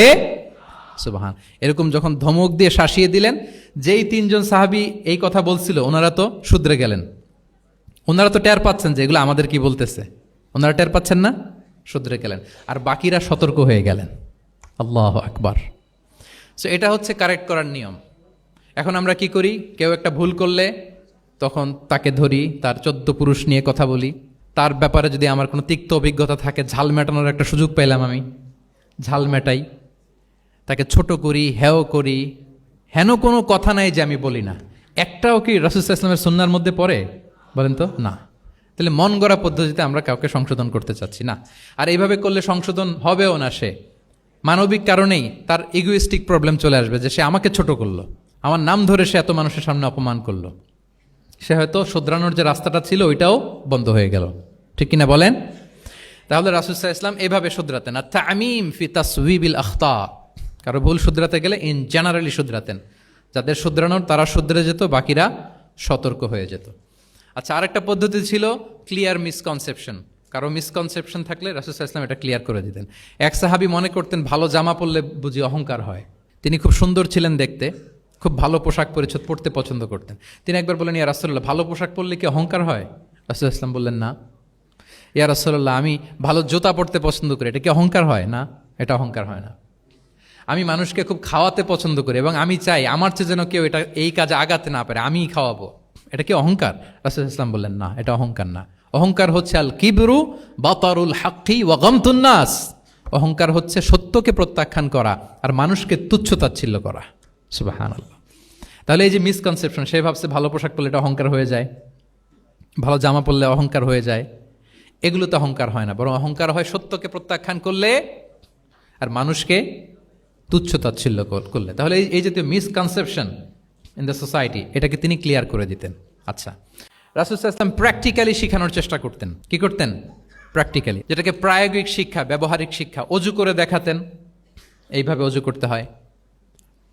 সালাত পড়ে দেখাতেন, সল্লু কামা রাআইতুমুনি উসাল্লি। সালাত তো হচ্ছে আল আমাল আল মুতাওয়ারাস, এই উম্মার অবিচ্ছিন্ন কর্মধারা। সালাত জিবরিল আলাইহিস সালামকে শিখিয়েছেন আল্লাহ, রাসূল সাল্লাল্লাহু আলাইহি ওয়াসাল্লামকে শিখিয়েছেন জিবরিল আলাইহিস সালাম, রাসূল সাল্লাল্লাহু আলাইহি ওয়াসাল্লাম শিখিয়েছেন সাহাবীদেরকে। এইভাবে অবিচ্ছিন্ন কর্মধারা, আরবিতে বলে আল আমাল আল মুতাওয়ারাস।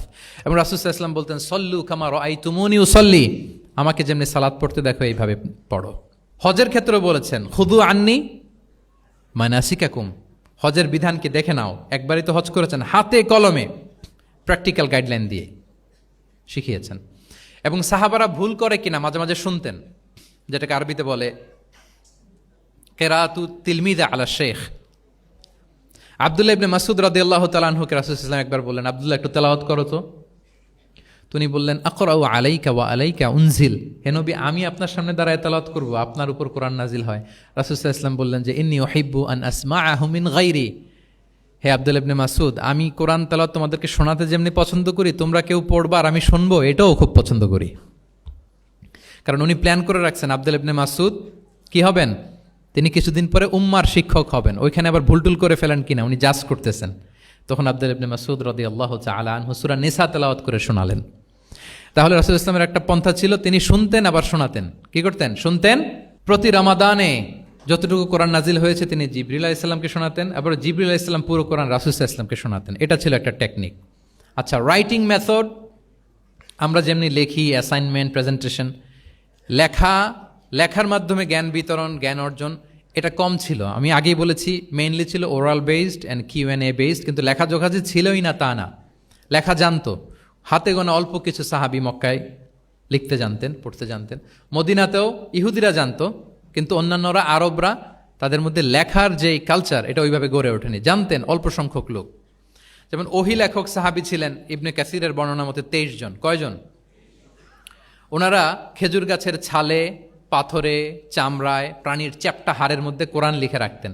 এবং রাসূল সাল্লাল্লাহু আলাইহি ওয়াসাল্লাম কোরআন ছাড়া অন্য কিছু ওনার কাছ থেকে যেন লিখে রাখা না হয়, এই মর্মে আদেশ জারি করেছেন, লা তাকতুবু আন্নী গায়রাল কোরআন ওয়া মান কাতাবা আন্নী গায়রাল কোরআনি ফালইয়ামহু, কোরআন ছাড়া কিছু লিখো না।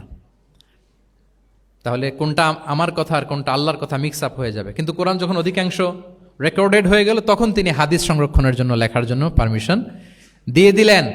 যেমন মক্কা বিজয়ের ভাষণের পরে ইয়ামান থেকে আসা এক লোক আবু শাহ বলতেছে, ইয়া রাসূলুল্লাহ, আপনার ভাষণটা আমার একটু লিখে দিলে ভালো হয়। কি দিলে? লিখে দিলে। রাসূল ইসলাম সাহাবাদেরকে বললেন, উক্তুবু লি আবি শাহ, ঠিক আছে, এই ইয়ামানি ভিজিটর, তাকে আমার ভাষণটা তোমরা লিখে দাও। তাহলে এই লেখার পদ্ধতিটা খুব কম ছিল। রাসূল ইসলাম নিজে লিখতেন না, কাতেবে ওয়াহিদের দিয়ে লেখাতেন, কোরআন লেখাতেন।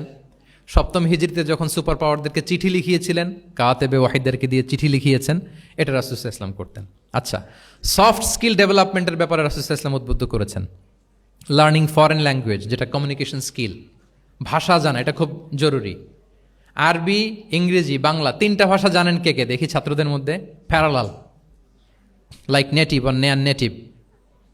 5-7 জন আছে না, ল্যাঙ্গুয়েজ আরো ভালো জানতে হবে, আরবিতে একেবারে ফ্লুয়েন্ট হইতে হবে, ইংরেজিতে ফ্লুয়েন্ট হইতে হবে।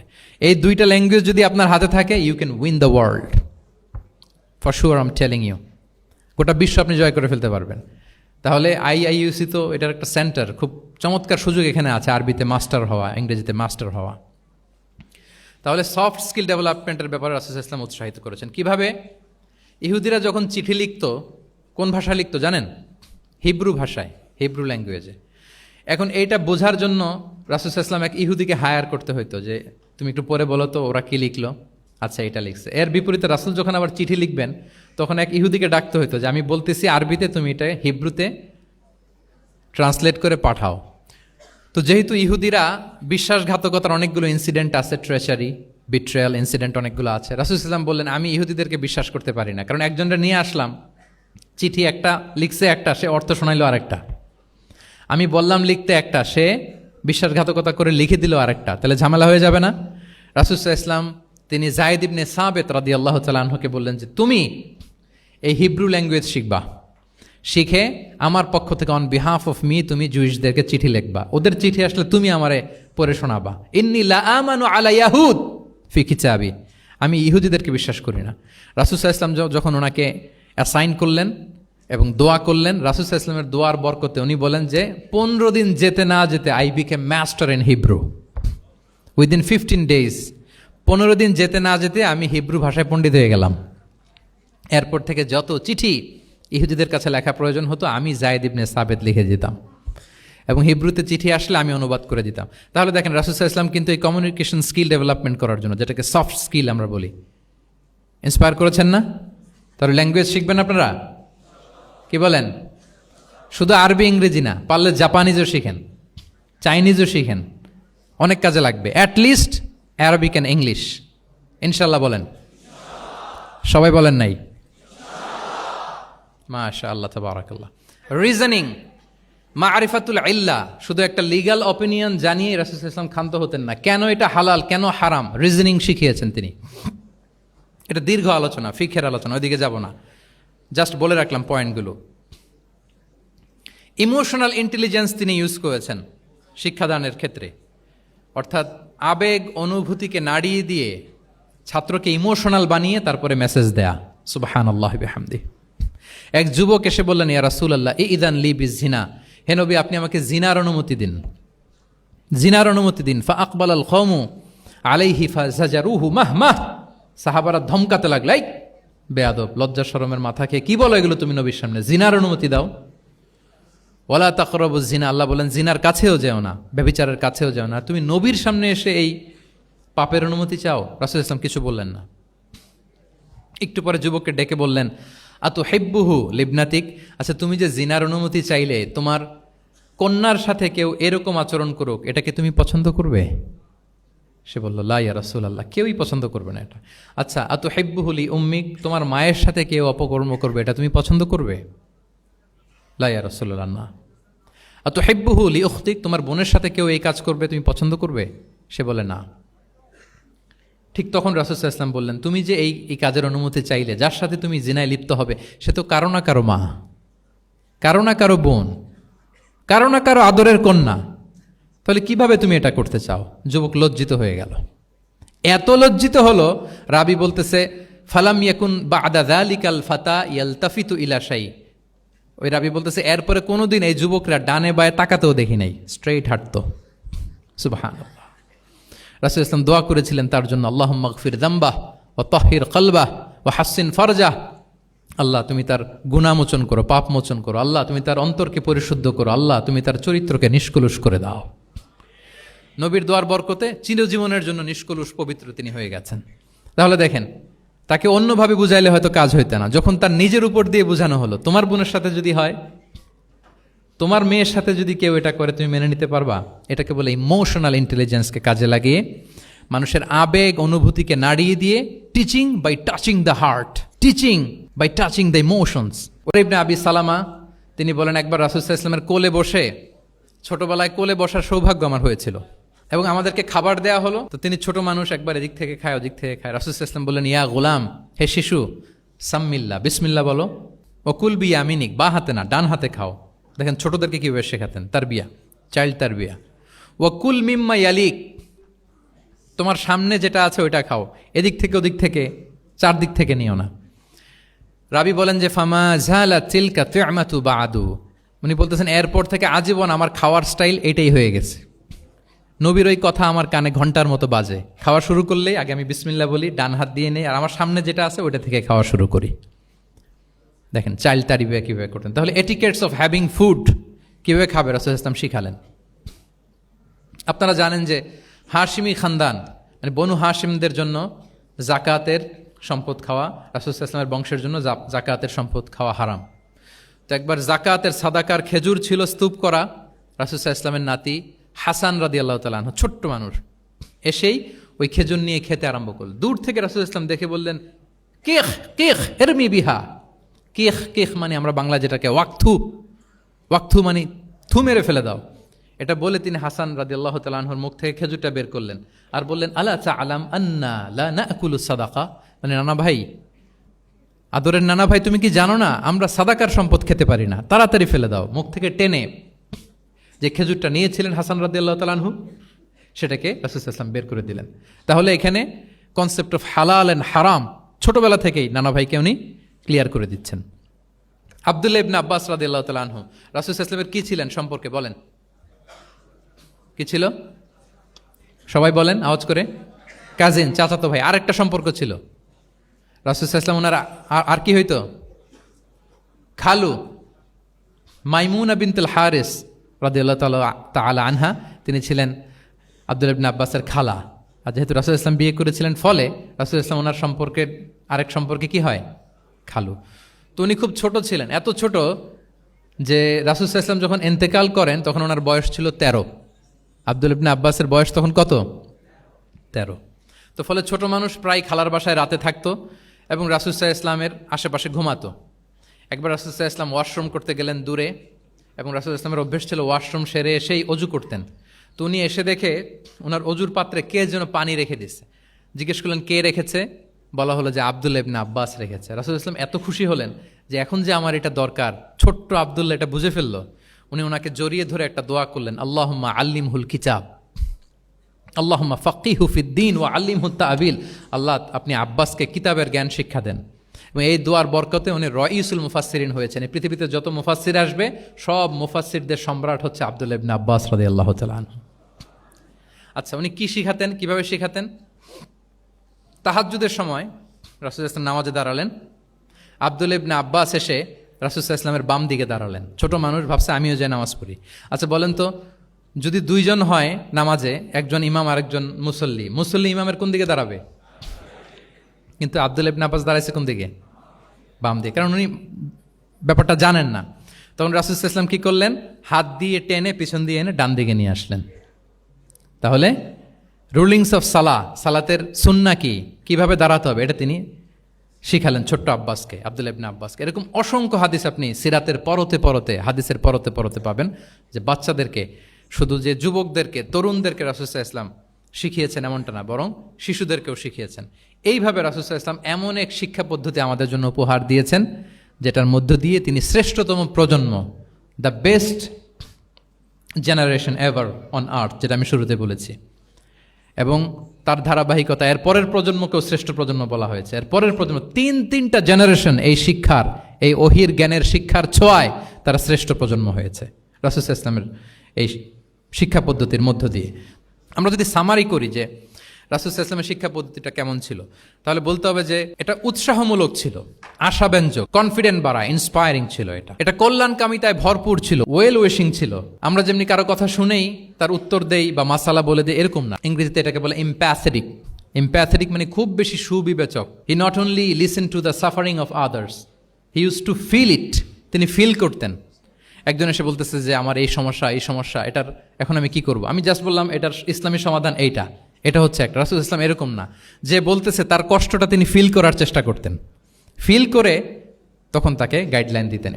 এটাকে বলে এমপ্যাথেটিক, ওয়েল উইশিং ম্যানারের, কল্যাণকামিতায় ভরপুর ছিল তার শিক্ষাদান পদ্ধতি। পরামর্শমূলক ছিল, যেখানে ম্যান্টরিং ছিল, কাউন্সেলিং ছিল। মানে শুধু টিচার হলে এটার আউটপুট একটা, কিন্তু if you work like a mentor, আপনি আপনার শিক্ষার্থীদেরকে মেন্টরিং করতেছেন, তাদেরকে কাউন্সিলিং করতেছেন, এটার আউটপুট হবে অন্যরকম। রাসূল সাল্লাল্লাহু আলাইহি ওয়াসাল্লাম হি worked as a mentor and councillor for the সাহাবা। সুবহানাল্লাহ। রাসূল সাল্লাল্লাহু আলাইহি ওয়াসাল্লামের দেওয়ার শিক্ষাটা ছিল বেসিক্যালি অ্যাডভাইজারি।